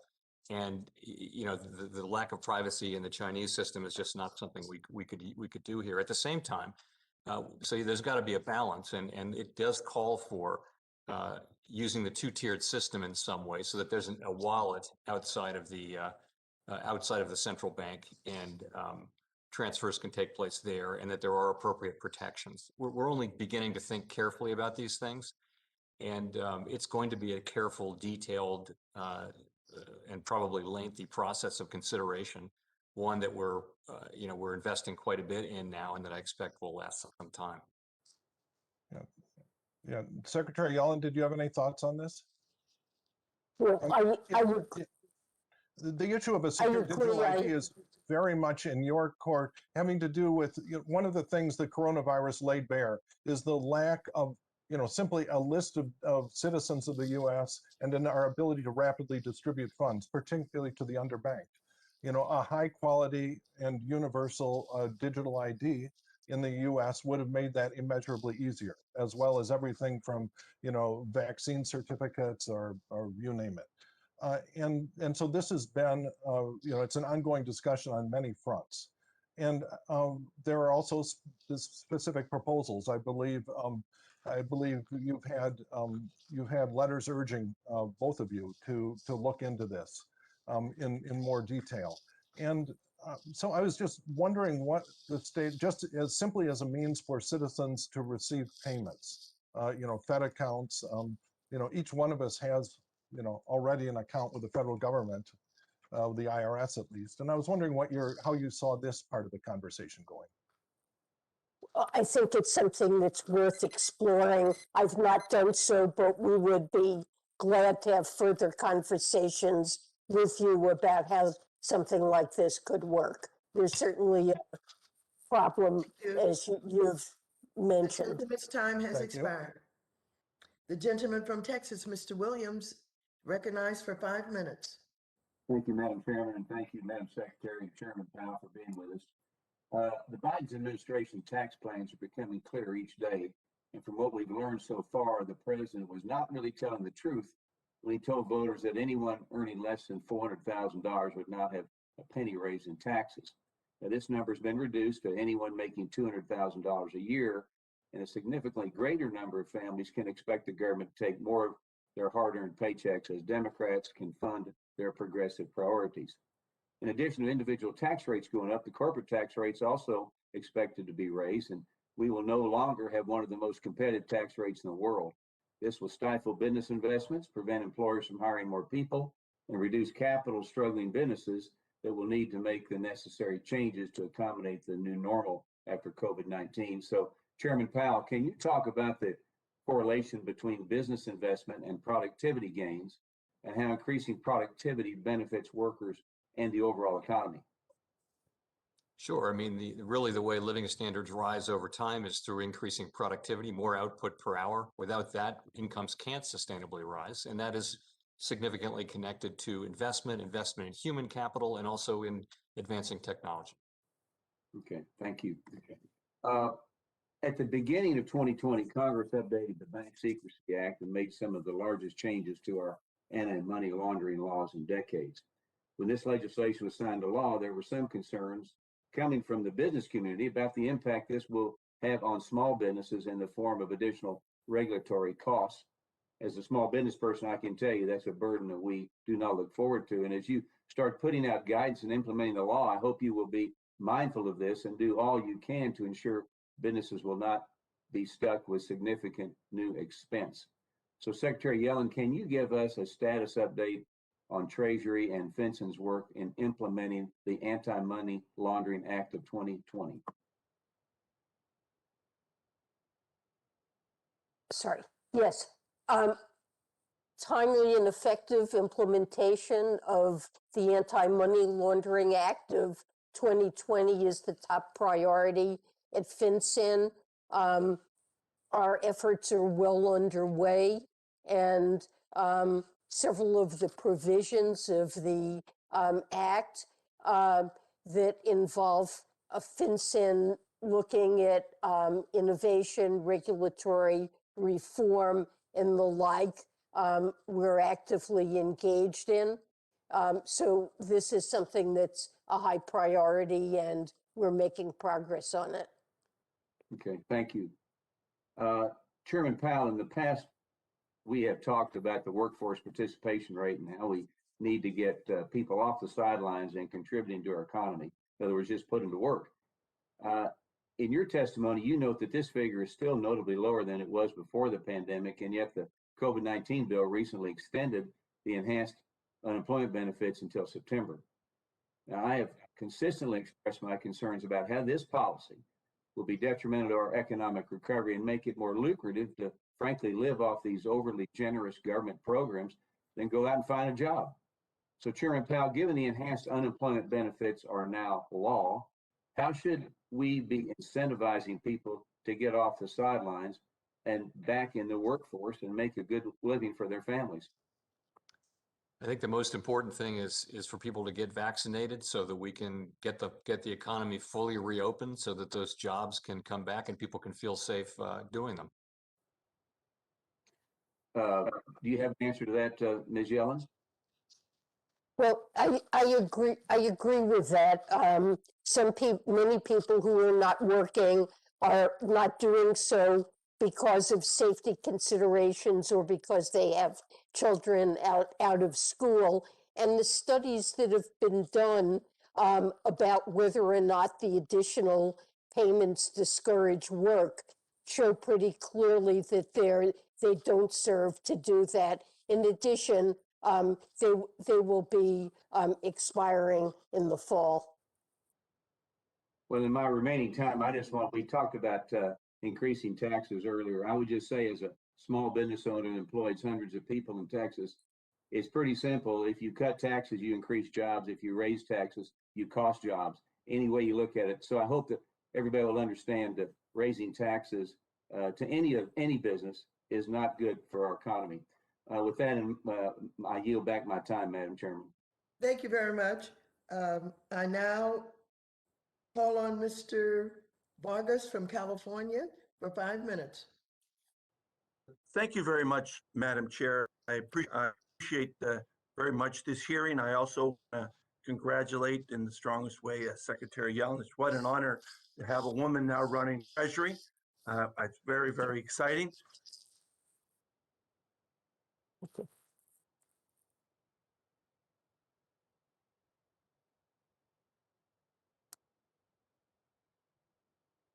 Come scolds about deficit spending when we Democrats are in power.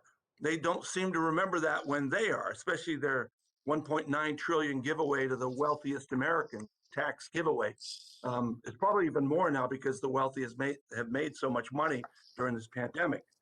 But one of the things that I found so interesting about this particular hearing is that we have two incredibly intelligent people presenting today, and one's a Democrat and one's a Republican. One was appointed by a Democrat and one was appointed by a Republican. And yet they seem to be principled, scientific, speaking about the facts and not crazy things. I mean, this is the way it used to be. And so I appreciate it very, very much. And again, can't tell you how much I have enjoyed listening to this intelligent conversation. I'm sure that the secretary and the chairman have differences of opinions, as they should, but it would be done on a factual basis, and it would be done, I think, intelligently and scientifically. So in that spirit, I do want to ask about climate change. It seems that both of you have the notion that climate change could be a big deal, and is, and you're studying. So what are the long-term investments that we need to be looking at with respect to climate change in our economy? And either one can go first. Well, I'd start off by saying that climate change poses very severe risks to the well-being of humanity, and it's a global problem that demands a global solution. So while we need to address climate change at home, we also need to work globally to help other countries, particularly poorer countries, have the resources to address it as well. It is a top priority of the Biden administration. President Biden has released a detailed plan to combat climate change. We've rejoined the Paris Agreement. We intend to put forward a proposal to invest in sustainable infrastructure and to create new green jobs in the process. We've talked earlier in this hearing about evaluating the risks to businesses and to financial institutions from climate change, which the financial regulators are doing, and I hope to facilitate through FSOC, a sharing of information on best practices. We need to focus on information and disclosure of information about the risks to companies that investors need to channel their capital to in the right directions. Mr. Chairman, so what about those risks to businesses and financial institutions? Mr. Chairman. So we see this through a different lens appropriately from the Treasury Department, and that really is the lens of our existing mandate. We supervise banks and some other institutions to assure that they're understand and are managing the risks that they're running in their business. And we don't have a new mandate. That's what we do. And climate change is an emerging risk. So we're looking at it carefully.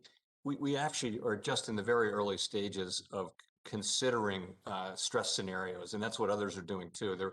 It's an emerging idea. It's not actually something that people are conducting now, but we're doing that and many other things to get a basic understanding of how the financial system can be resilient against what may be very significant emerging risks over time. Well, thank you. Yesterday in the Foreign Affairs Committee, we talked to David Beasley, the World Food Program, climate change was such a big deal there, to famine and to other problems internationally. So again, I'm very thankful that you're working together and that you're scientific. Thank you. Thank you very much. Mr. Hill, the gentleman from Arkansas, is recognized for 5 minutes. Well, thank you, Madam Chair, and let me welcome my good friend Jay Powell back to the committee for this oversight hearing. And what a pleasure to say, Madam Secretary, and welcome Janet Yellen back to the committee and your new role as our Treasury Secretary. It's a pleasure to have you both here. Thank you. Secretary Yellen, China, Russia, Iran, Syria, Venezuela, and Myanmar are all subject to Treasury's OFAC sanctions programs. Secretary of State Blinken said last week China is committing genocide, and President Biden recently called Vladimir Putin a killer. With Chairman Waters' strong support, now Treasury is considering sending billions of dollars to these dictatorships through the IMF's special drawing rights allocation. Wouldn't you agree that no strings attached liquidity for a genocidal regime like China runs counter to our national interest? Well, I believe that our national interest involves augmenting the reserves of countries that need it, so that at this very difficult time, we don't pressure countries to take contractionary, deflationary actions that would make recovery more difficult.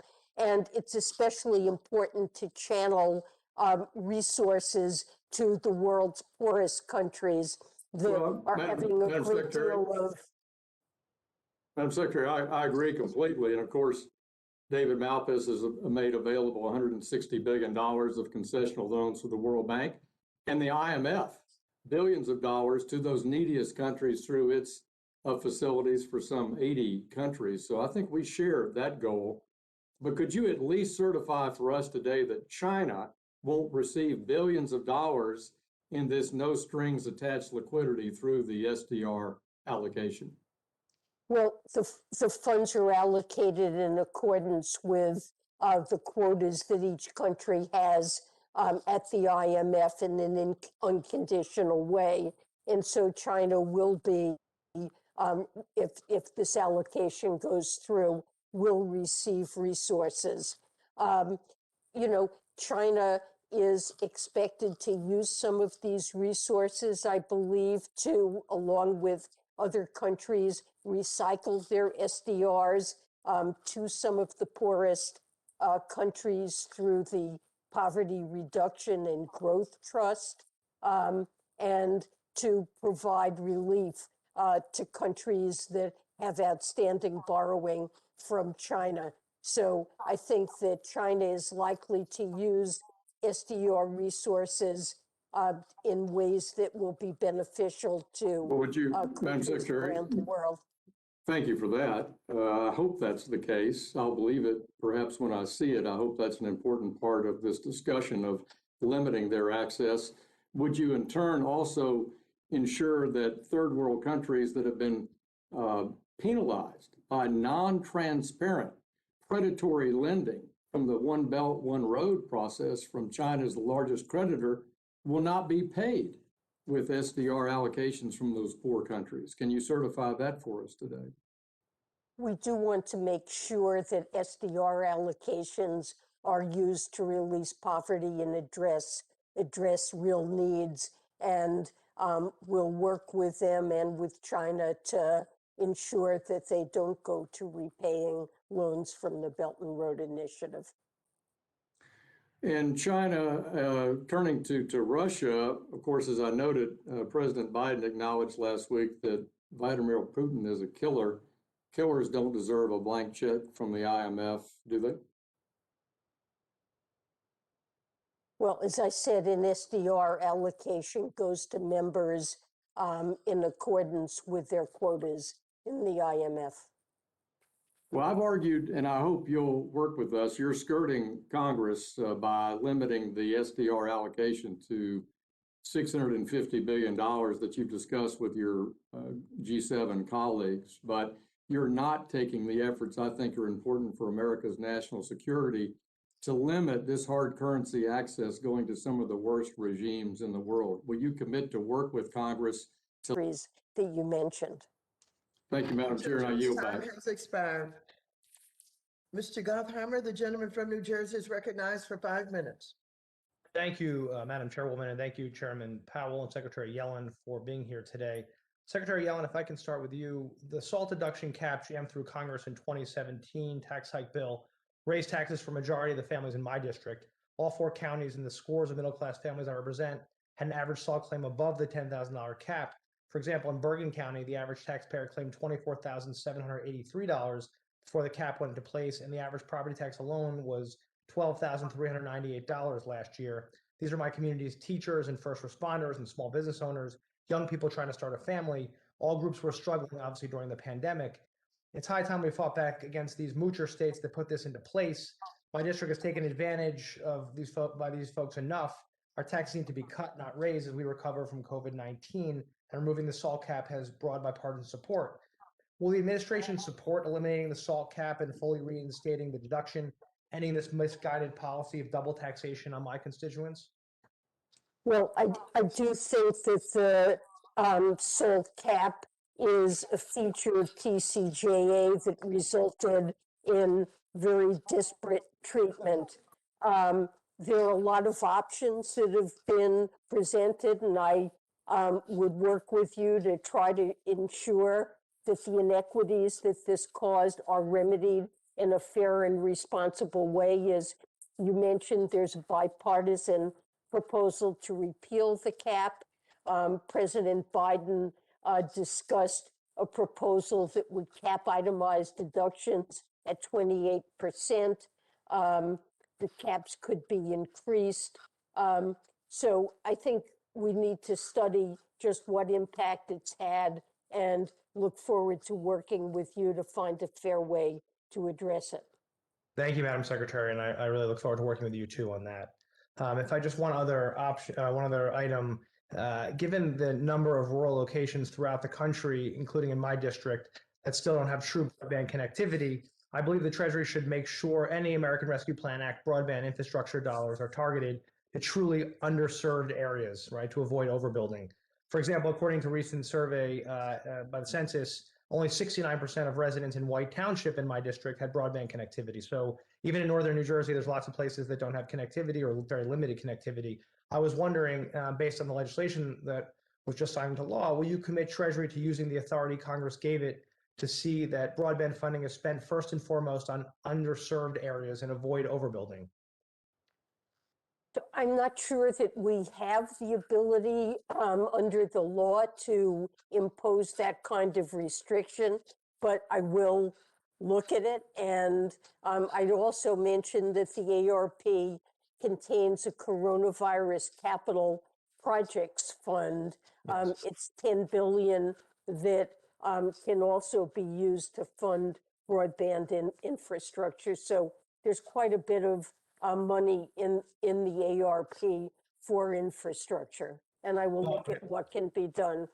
I was thrilled about that. Obviously, something I fought hard for, the $10 billion fund for broadband. And I think the way it's written, the Treasury has latitude here, and I'd love to talk to you about that further to make sure that it goes to places that don't have broadband connectivity now, so we don't overbuild, which has been a mistake in the past, as you know, and try to avoid that. Last question in my minute left here, and it's okay with you, Madam Secretary. The New York Times this week published an article stating that more than $600 billion of income goes unreported yearly to the IRS. This gap in reporting will reduce federal revenue by $1.4 trillion over the next decade. It's a great opportunity to make sure we go after tax cheats or people who don't pay what they should, to avoid raising taxes otherwise. Are you prioritizing and are you looking into the revenue raisers that don't require tax rates to increase, such as increasing the audit capabilities of the IRS to help close the tax gap? Absolutely. I think this is something that would be both fair and not involve any increase in tax rates or burdens. It would make sure that those who are supposed to pay do. It does require more resources for the IRS. I'd like to work with Congress to see if we can provide that funding, because I think this would be a very important initiative. I'm fully supportive of it. Excellent. And I think we get a 5 or 6 to 1 return on that. So I think Absolutely. Thank you so much for your time, and I yield back. Thank you. Thanks. Thank you very much. The gentleman from Georgia, Mr. Laudermilk, is recognized for 5 minutes. Thank you, Madam Chair, and appreciate the panelists being with us today. First question is, the majority and the administration recently enacted a massive $2 trillion stimulus bill, which they said was necessary because we're in an economic crisis. But now all of a sudden, the administration thinks the economy is strong enough to withstand a major tax increase, the first in 30 years, and during the middle of a pandemic. The notion that the economy is in crisis and the notion that the economy is strong cannot both be true at the same time. So, Secretary Yellen, can you tell us which is it? Is it strong or is it in crisis? Well, right now it's in crisis due to the pandemic, and the rescue package should provide the funding that's needed to address the pandemic and to relieve the suffering that it's caused getting people to the other side of it. It's been deficit funded. There haven't been tax increases to finance it.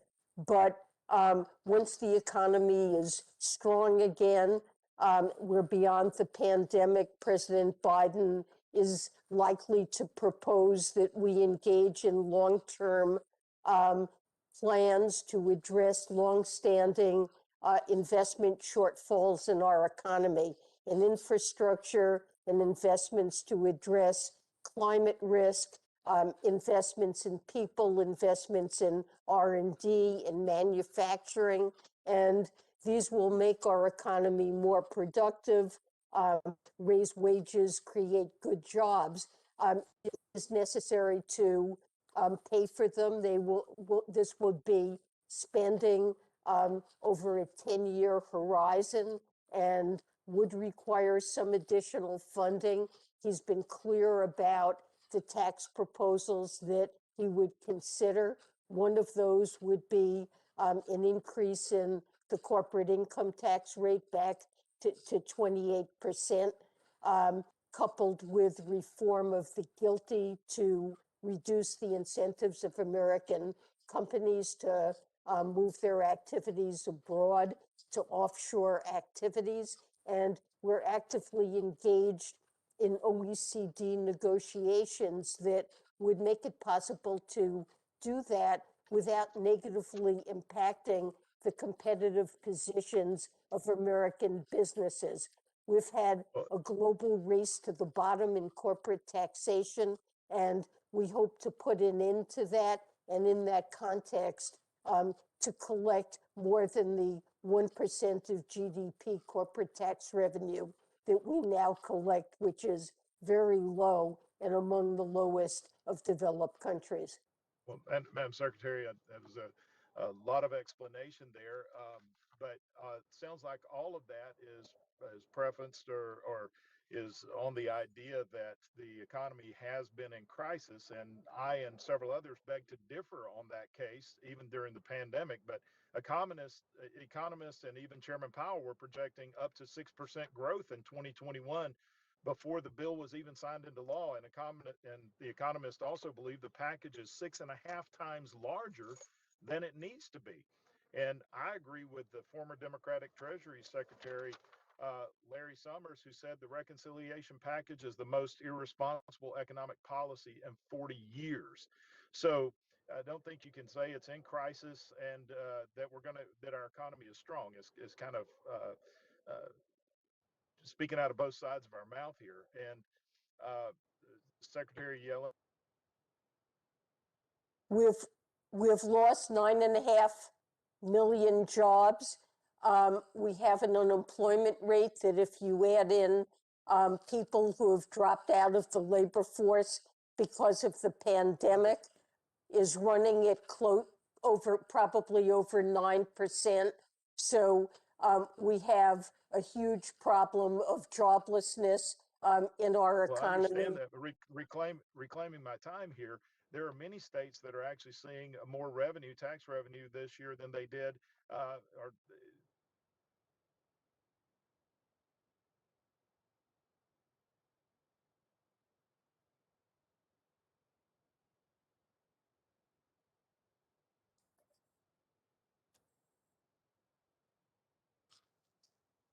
Hello, Mr. Laudermilk, are you still on? I don't know if there's a technical glitch or if he is muted.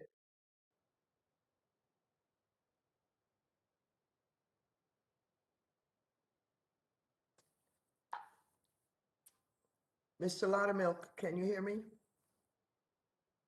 I suppose not. To our technician, can you get Mr. Laudermilk back on?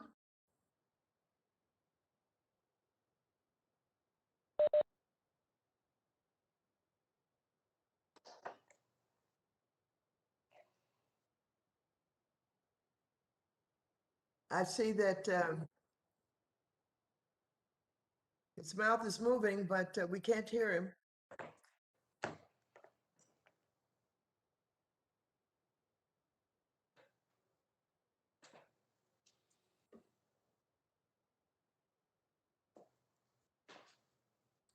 Is he unmuted?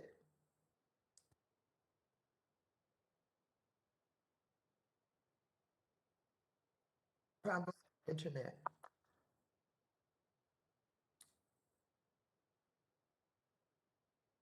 Unfortunately, there appears to be a problem with the internet, and we have an agreement for a hard stop at this time. And so we will have Mr. Laudermilk, probably one of our first members, who will be at the next meeting of our distinguished guests when they come. With that, I'd like to thank our distinguished witnesses for their testimony today. Without objection, all members will have 5 legislative days within which to submit additional written questions to the chair, which will be forwarded to the witnesses for their response. So I ask our witnesses to please respond as promptly as you are able. Without objection, all members will have 5 legislative days within which to submit extraneous materials to the chair for inclusion in the record. And with that, this hearing is adjourned.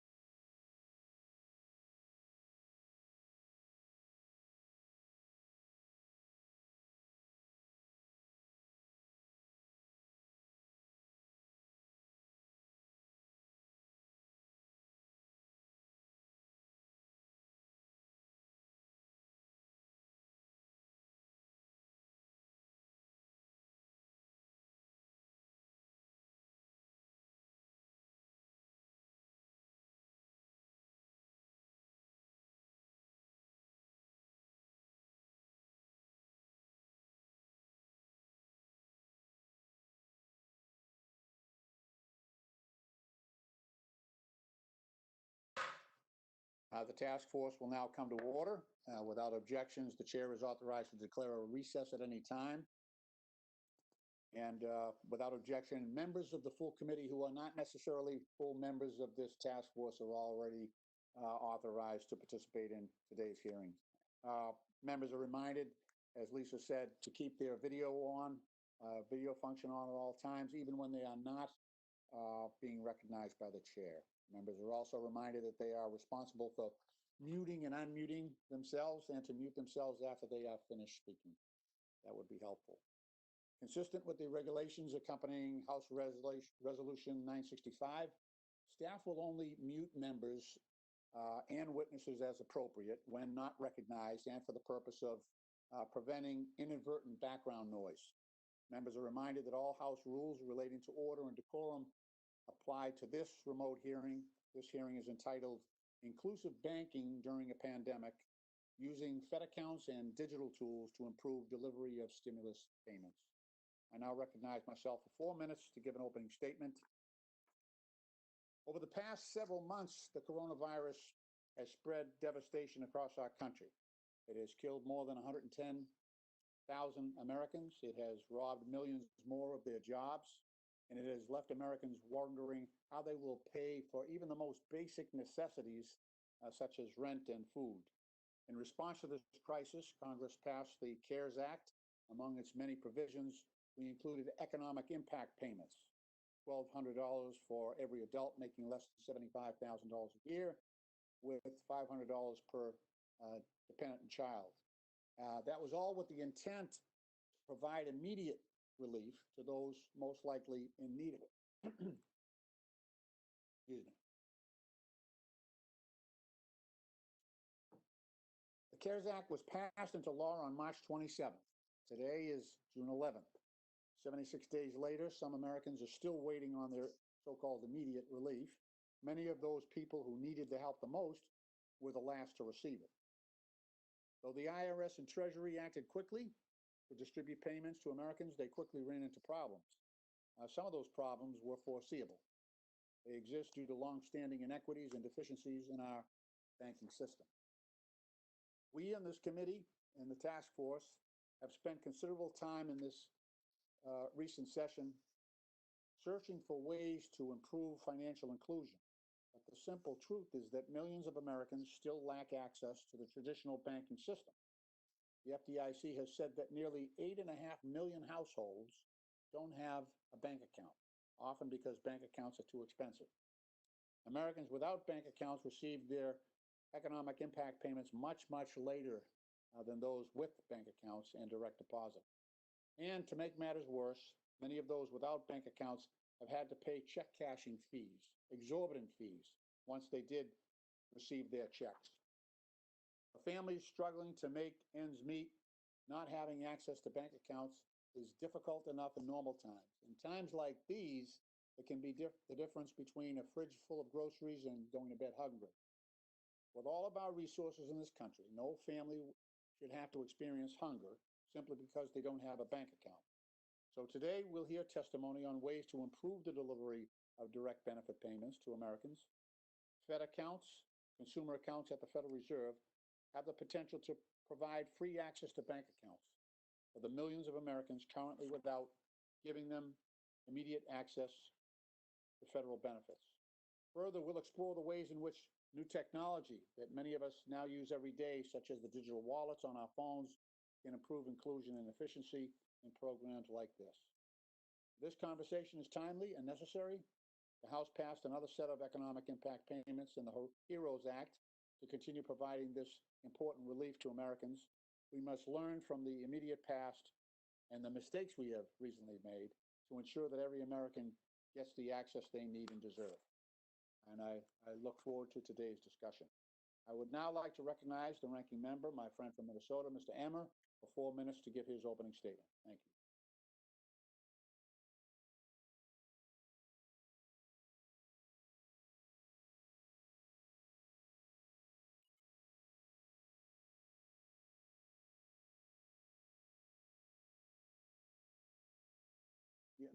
Yeah, Mr. Emmer, I think you're muted. If you You look at that row of icons just above the picture frame. Okay. It's the Financial Services Task Force, and I warned Patrina when this started that you would think we'll be better with the technology, but here we go. So you missed all the wonderful things I said about you, Mr. Chair. I want to thank you for my colleague from Massachusetts for moving this task force ahead, making sure it continues to meet. I appreciate you. I appreciate all your staff that are making these things happen, but I just, for the record, want it to be known this is outrageous, ridiculous, and necessary. I think we should be in Washington doing our job, and I hope that people will see that soon. Let's see. The conversation today stands to be very insightful on two topics: the ways the federal government can better utilize technology to increase efficiency and delivery of government services, and the concept of a centrally backed digital currency. I appreciate and look forward to our witnesses' thoughts on these subjects. 2 months ago, I led a letter along with my colleague Darren Soto urging the Treasury to take additional steps to leverage all that American ingenuity, entrepreneurship, and innovation has to offer. As co-chairs of the Blockchain Caucus, we've been diving deep on all the technology and what it has to offer. It could help to serve both topics of this hearing I mentioned previously. In addition, a wide array of technologies could help the Treasury distribute the remaining stimulus payments that have not been distributed yet, and I urge them and each agency to consider new technologies that could help the agencies operate more efficiently and more quickly. I want to turn now to the second topic and what I think could stand to serve as the sole topic of a hearing like this: a centrally backed digital currency.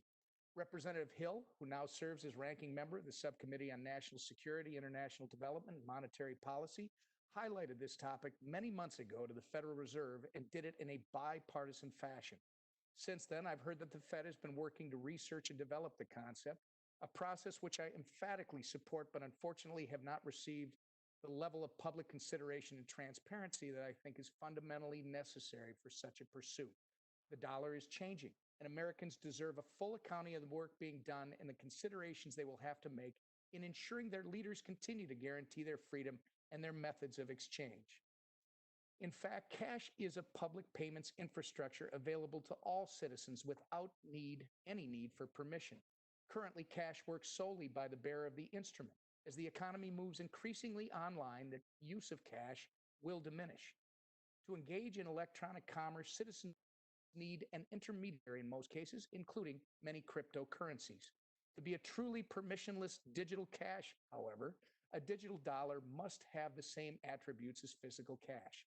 Anything less would simply create a new intermediary, and it could even be one offered by the government in competition with private financial institutions. It is American values like freedom, privacy, openness, and permissionless entrepreneurship that have led us to dominate global commerce and innovation.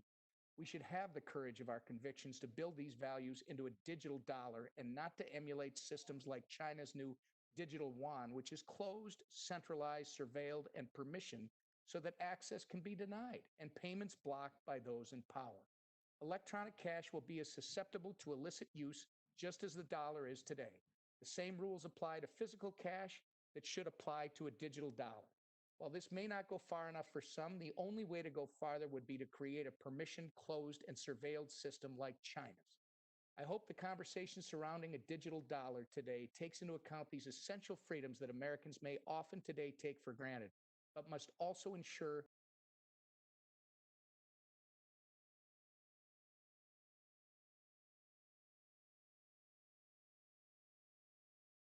The new MyWW Plus gives you more of what you need to help you lose weight.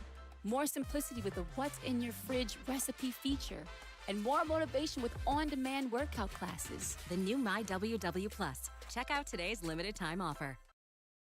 We are here in Omaha, Nebraska this morning with Warren Buffett, the chairman and CEO of Berkshire Hathaway.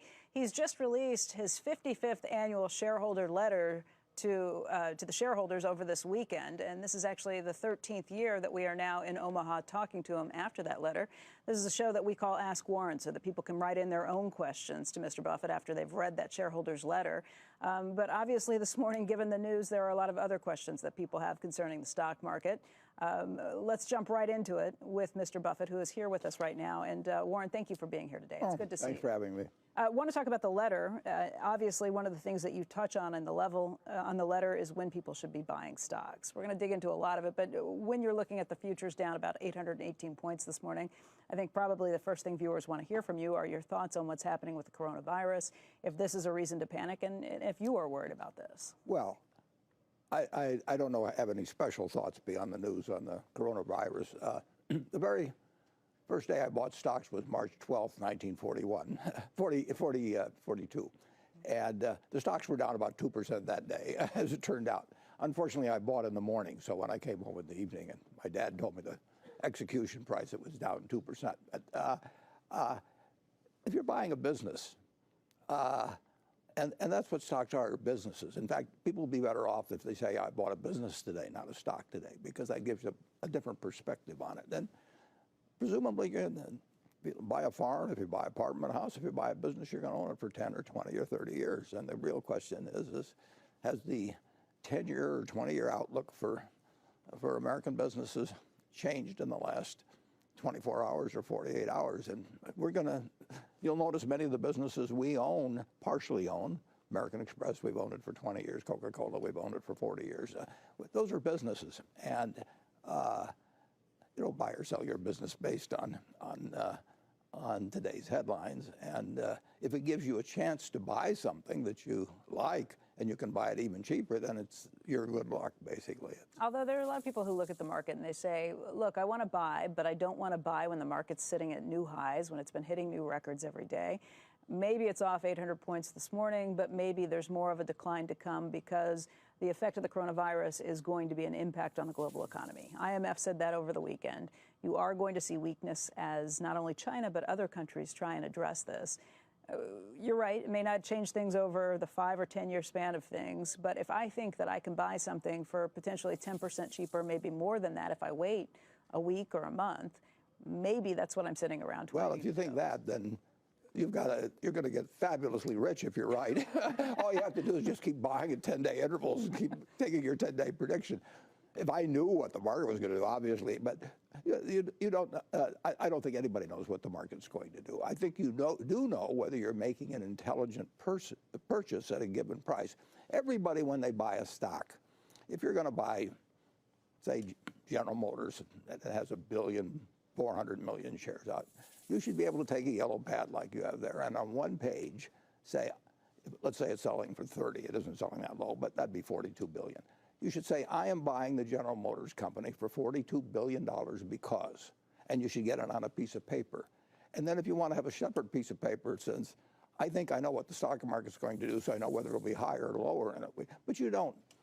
You don't have that. But if I worry that the economy is going to slow down, not just for the quarter, but for the year, that would impact how many cars I think they might be able to sell or even produce.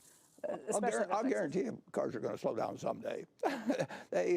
In 1932, General Motors had 19,000 dealers. That's more than all the auto dealers in the United States today. There were only 125 million people then, but they had 19,000 dealers. They produced or sold, and there was one month, I think, when they sold less than 1/10 of a car, right at 1/10 of a car per dealer. That was a terrific time to buy General Motors. and forget about the market. If you can predict the market, you don't need to read balance sheets. You don't need to read anything. You certainly can't predict the market by reading the daily newspaper. That is for sure. And you certainly can't predict the market by listening to me.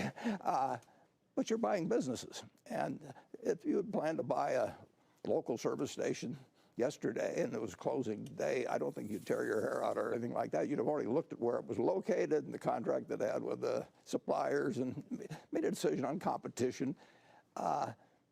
People, because they can make decisions every second in stocks, whereas they can't with farms, they think an investment in stocks is different than an investment in a business or an investment in a farm or investment in an apartment house. But it isn't. If you get your money's worth in terms of future earning power over the next 10 or 20 or 30 years, you're going to have made a good investment. And you can't pick them from day to day. If you can do that, you can, well, I haven't met anybody yet that knows how to do it. You made a point of that in the letter this year where you highlighted a book that was written by Edgar Lawrence Smith back in 1924. And you said until he came along, nobody really realized the compound interest effect of buying stocks, not just buying businesses, but buying stocks themselves. Edgar Lawrence Smith changed the world with that book, and people have forgotten all about it now. Although in the 1920s, it became more and more gospel as the boom went on. But Edgar Lawrence Smith set out to write a book on bonds versus stocks. And he said if he went in with the idea that bonds would be a better investment in times of deflation and stocks would be a better investment in times of inflation. And the first line of his book was to say that he'd been wrong. But he had enough sense to look at his evidence. I think Darwin said if you found evidence that was contrary to what you already believed, write it down in 30 minutes or your mind will just block it out. I mean, people have a great resistance to new evidence. And he said, if a stock yields 4% and a bond yields 4%, which was what he was talking about then, the stock was going to outperform the bonds because there were retained earnings that were building beyond that yield. And that had been true for a long, long time, but nobody paid any attention to it. We don't get rich on our dividends that we receive, although we're happy to receive them. We get rich on the fact that the retained earnings are used to build new earning power, repurchase shares, which increases your ownership in the company. And Berkshire has retained earnings ever since we started. That's the only reason Berkshire's worth a lot more as we retain earnings. That led Keynes to actually say that this was an important book. People paid attention to it, but you're right, it added to the frenzy that built up to 1929. Well, that is true because you can get, old boss Ben Graham told me very early on, you get more trouble with a good idea than a bad idea because the good idea works. I mean, it's a good idea to buy a home, for example, and then people go crazy. The good idea works, and it works, and it works. Stocks work out better than bonds most of the time. And after a while, people forget that there were some other limiting conditions. With Edgar Lawrence Smith's book, it was that when bonds yield the same as stocks, which was the case then, that stocks are going to outperform because they have this retained earnings. So stocks started going up in the 20s, and all of a sudden they were selling at 5 or 6 times the prices as when he bought the book. And the original correct perception on his part had experienced changing conditions, but people just looked, they got their confirmation through stock prices. And that's what happens in bull markets. People start out thinking stocks are cheap, and then they start thinking stocks have gone up. And a stock can be a good buy or a bad buy. A bond can be a good buy or a bad buy. It depends on price. But that leads us to today. I mean, if his premise was that stocks are always going to be a better investment than bonds, that's kind of what you hear today, which we've been hearing for a while, is Tina, there is no alternative, right? You have to buy stocks because bond yields are so low, because interest rates are so low. Well, if you look at the present situation, we've talked about this before, that you get more for your money in stocks than bonds. That doesn't have to be the case. I mean, but it's usually been the case in America, very usually been the case. And if you buy a 30-year bond today with a yield 2%, you're paying 50 times earnings for an investment where the earnings can't go up for 30 years. Now, if somebody said, I want to sell you a stock that's at 50 times earnings and the earnings can't go up for 30 years, you'd say that doesn't sound very good. Stocks are way better than 30-year bonds. I mean, that's clear. And that's one of the alternatives people have. People really have 3 basic alternatives: short-term cash, which is an option of doing something later on, long-term bonds or long-term stocks. And stocks are cheaper than bonds. Charlie said recently, Charlie Munger, the vice chairman at Berkshire Hathaway, had his daily journal meeting just a couple of weeks ago. And at that meeting, he said that there's a lot of wretched excess out there and that there's a lot of trouble coming as a result. Do you agree with that? There's always trouble coming. Yeah, there was trouble coming in 1942 when I bought that first stock, all kinds of trouble. Philippines were going to fall pretty soon. There was all kinds of trouble in 1949. There was trouble, certainly trouble in 2008 when I wrote an article for the New York Times. I said trouble is coming, but I said buy stocks. Would you repeat that this time? If trouble's coming, would you still say buy stocks right now? I would say buy stocks if you get enough for your money. And, you know, we buy a few stocks, but we don't look at, we're not buying the stock market. We're saying, I am buying, let's say American Express. We own American Express. There's 815 million shares out and sells at This morning it's 126 or something like that. So it's selling for roughly $100 billion. Now, the real question is whether the company's worth more or less than $100 billion. It isn't what the stock is going to do tomorrow or next week or next month.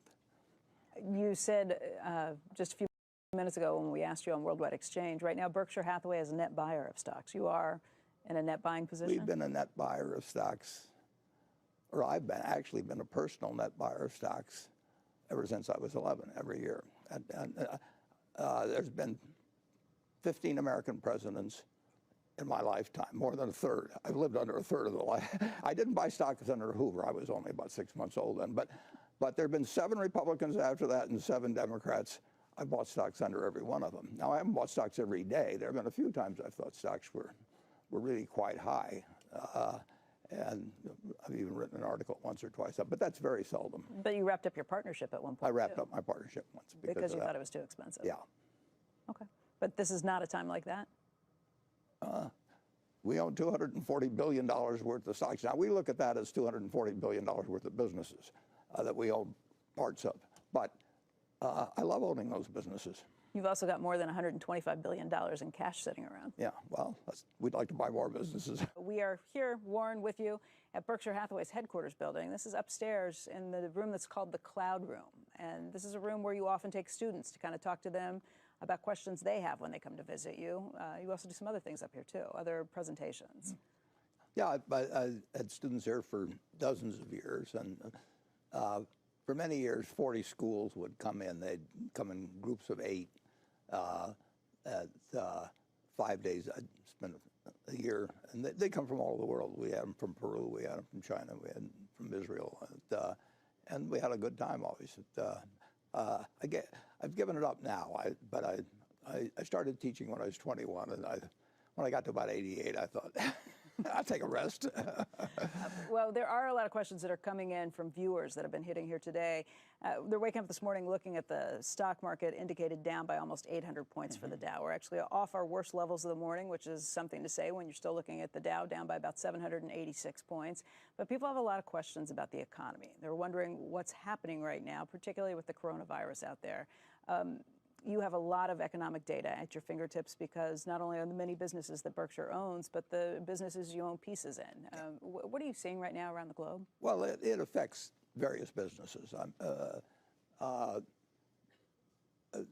would say that I received commentary. I get some commentary monthly from almost all of the companies, and a good many of them had some comment about how it was affecting them, and however it was affecting them at that time, I'm sure it's accentuated. But they were affected by tariffs, they're affected by taxes, they're affected by, the most thing is they're affected by competitors and supply and demand over time. And I don't have the faintest idea what our businesses will be doing 6 months from now or 12 months from now.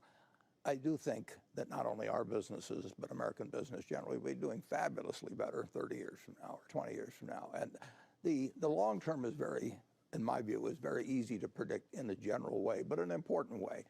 I don't think there's any way to predict what the stock market will do 10 minutes from now, 10 days from now, or 10 months from now. So I work on what I think I'm able to do, and as desirable as it might be to know what was going to happen 10 minutes from now, that's just not something I'll ever be able to master. So fortunately, I can come to a pretty firm conclusion that 20 or 30 years from now, America business and probably over the world will be far better than it is now. What are the momentary implications that you've seen from coronavirus? What's an example of a business? Well, an example, for example, we have maybe 1,000 Dairy Queen franchises in China here, and they're just treat only, so they're the older type now with food. But a great number of them were closed, but the ones that were open weren't doing any business to speak of. And Apple is, I mean, our much bigger holding is Apple. We own 5.6% of Apple, and the company came out and said that it's affecting not only its stores, but all kinds of things, supply chain. And I find that certain of our companies have got supply chain arrangements that are being affected by this that I didn't even know had those. Like what? Well, I got one from Johns Manville the other day, for example. You wouldn't normally think of them as having a big supply chain, but Shaw Carpets or you name it. I'll guarantee you that a very significant percentage of our business is one way are affected by, but they're being affected by a lot of other things too. And the real question is where are those businesses going to be in 5 or 10 years? They'll have ups and downs. Our candy business is a wonderful business, but it loses money 7 months out of the year. But the nice thing is Christmas comes every year. When you look at the economy and how things were kind of chugging along, let's say beginning of this year, when things first picked up, how would you gauge the U.S. economy at that point? Well, it's strong, but a little softer than it was 6 months ago. But that's over a broad range of business. You look at car loadings, rail car loadings, that's moving goods around. And there again, that was affected by the tariffs too, because people front-ended purchases, all kinds of things, always a lot of variables. But business is down, but it's down from a very good level. So I would say that looking at our 70 businesses, and that actually, they represent hundreds in addition, they're a little softer. On the other hand, I was out with the fellows from the Nebraska Furniture Mart just Saturday night, and their business was up quite a bit in February, but that's because weather was good. So you have a lot of variables that hit.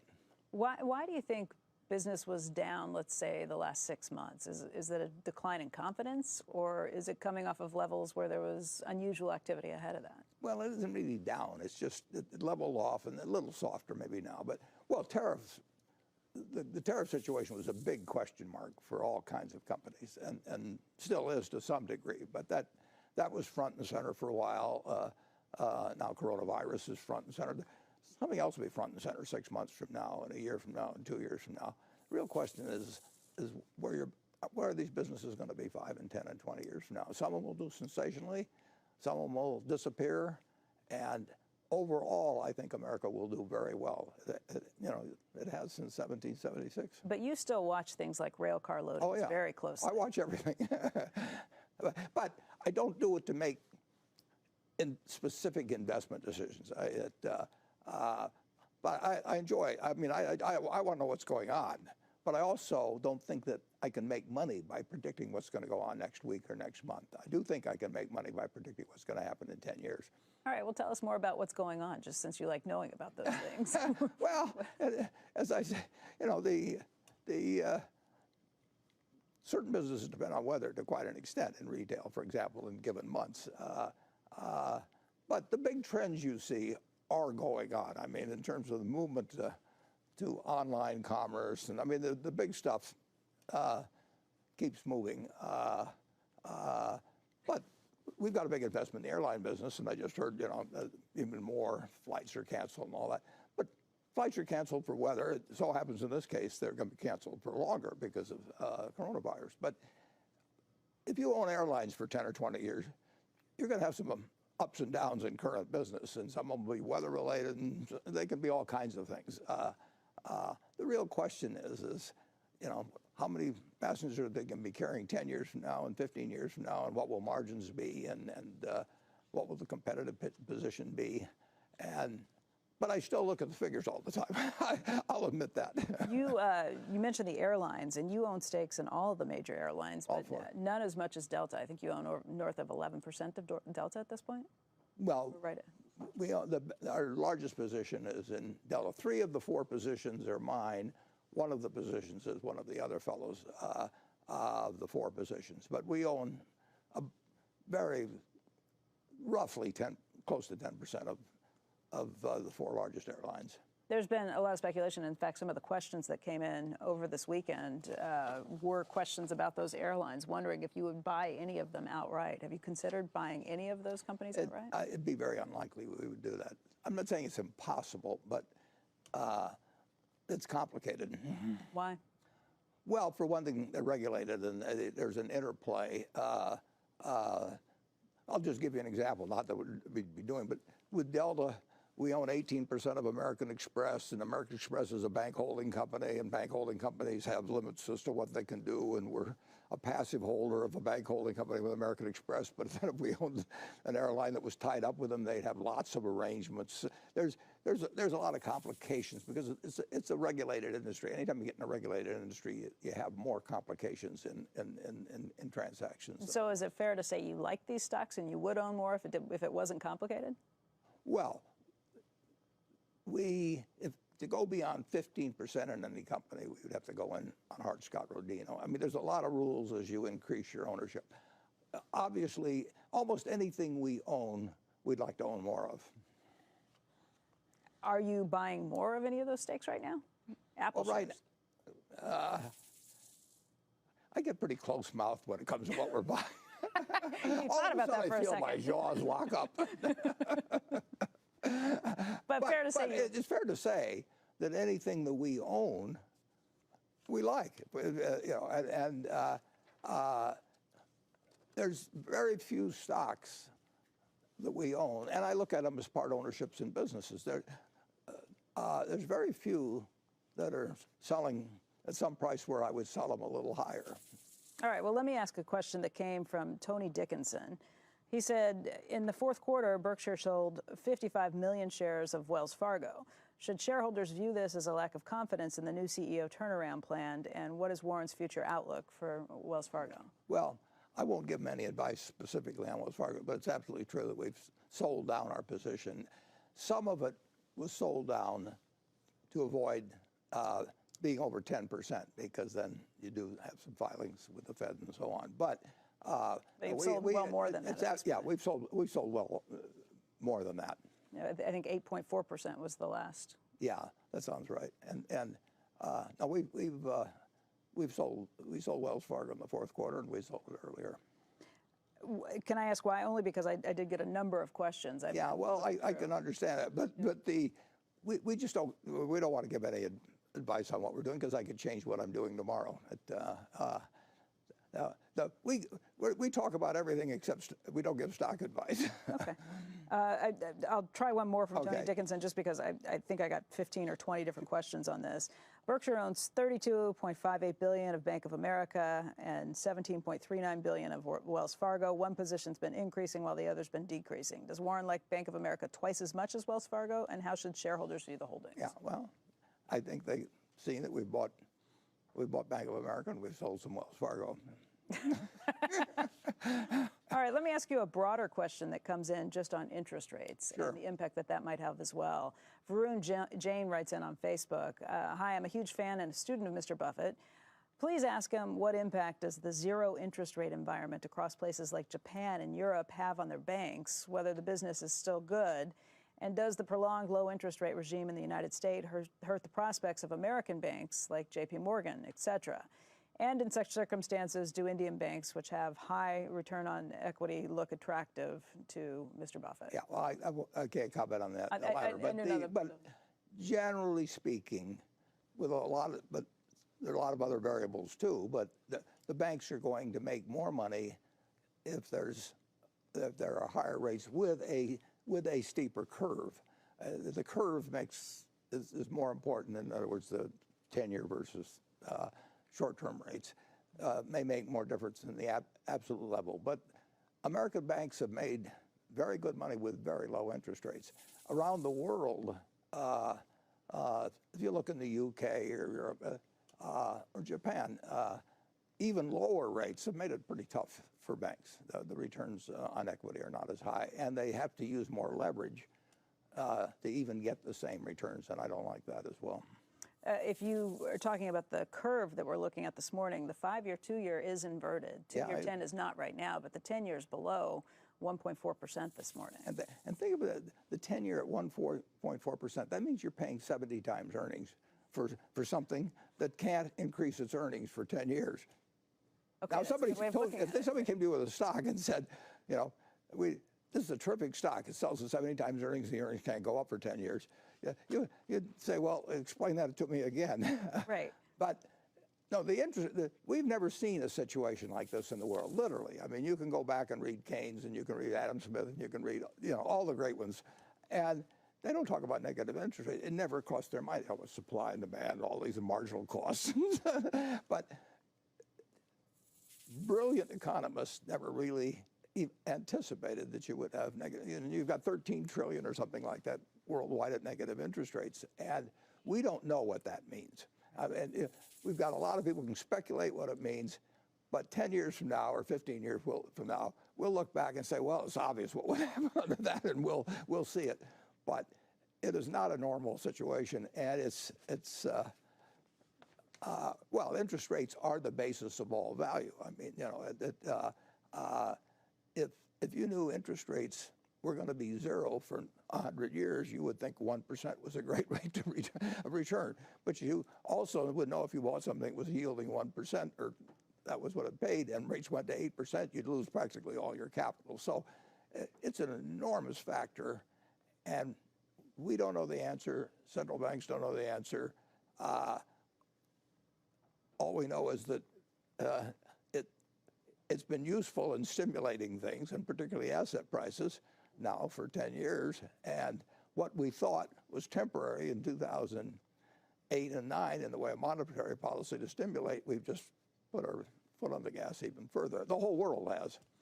You made a point in the letter of saying that you don't know how long these interest rates will last. You and Charlie never try and figure these things out. But we did have St. Louis Fed President Jim Bullard on the program last week, and he said that he expects to see these low interest rates for a long time to come. That does raise a lot of questions, if that happens, about what this means for the stock market, what that means for banks, what that means for insurance companies, which you touched on in the letter too. It's bad for insurance companies, but it's good for stocks. Bad for insurance companies, and what happens to the insurance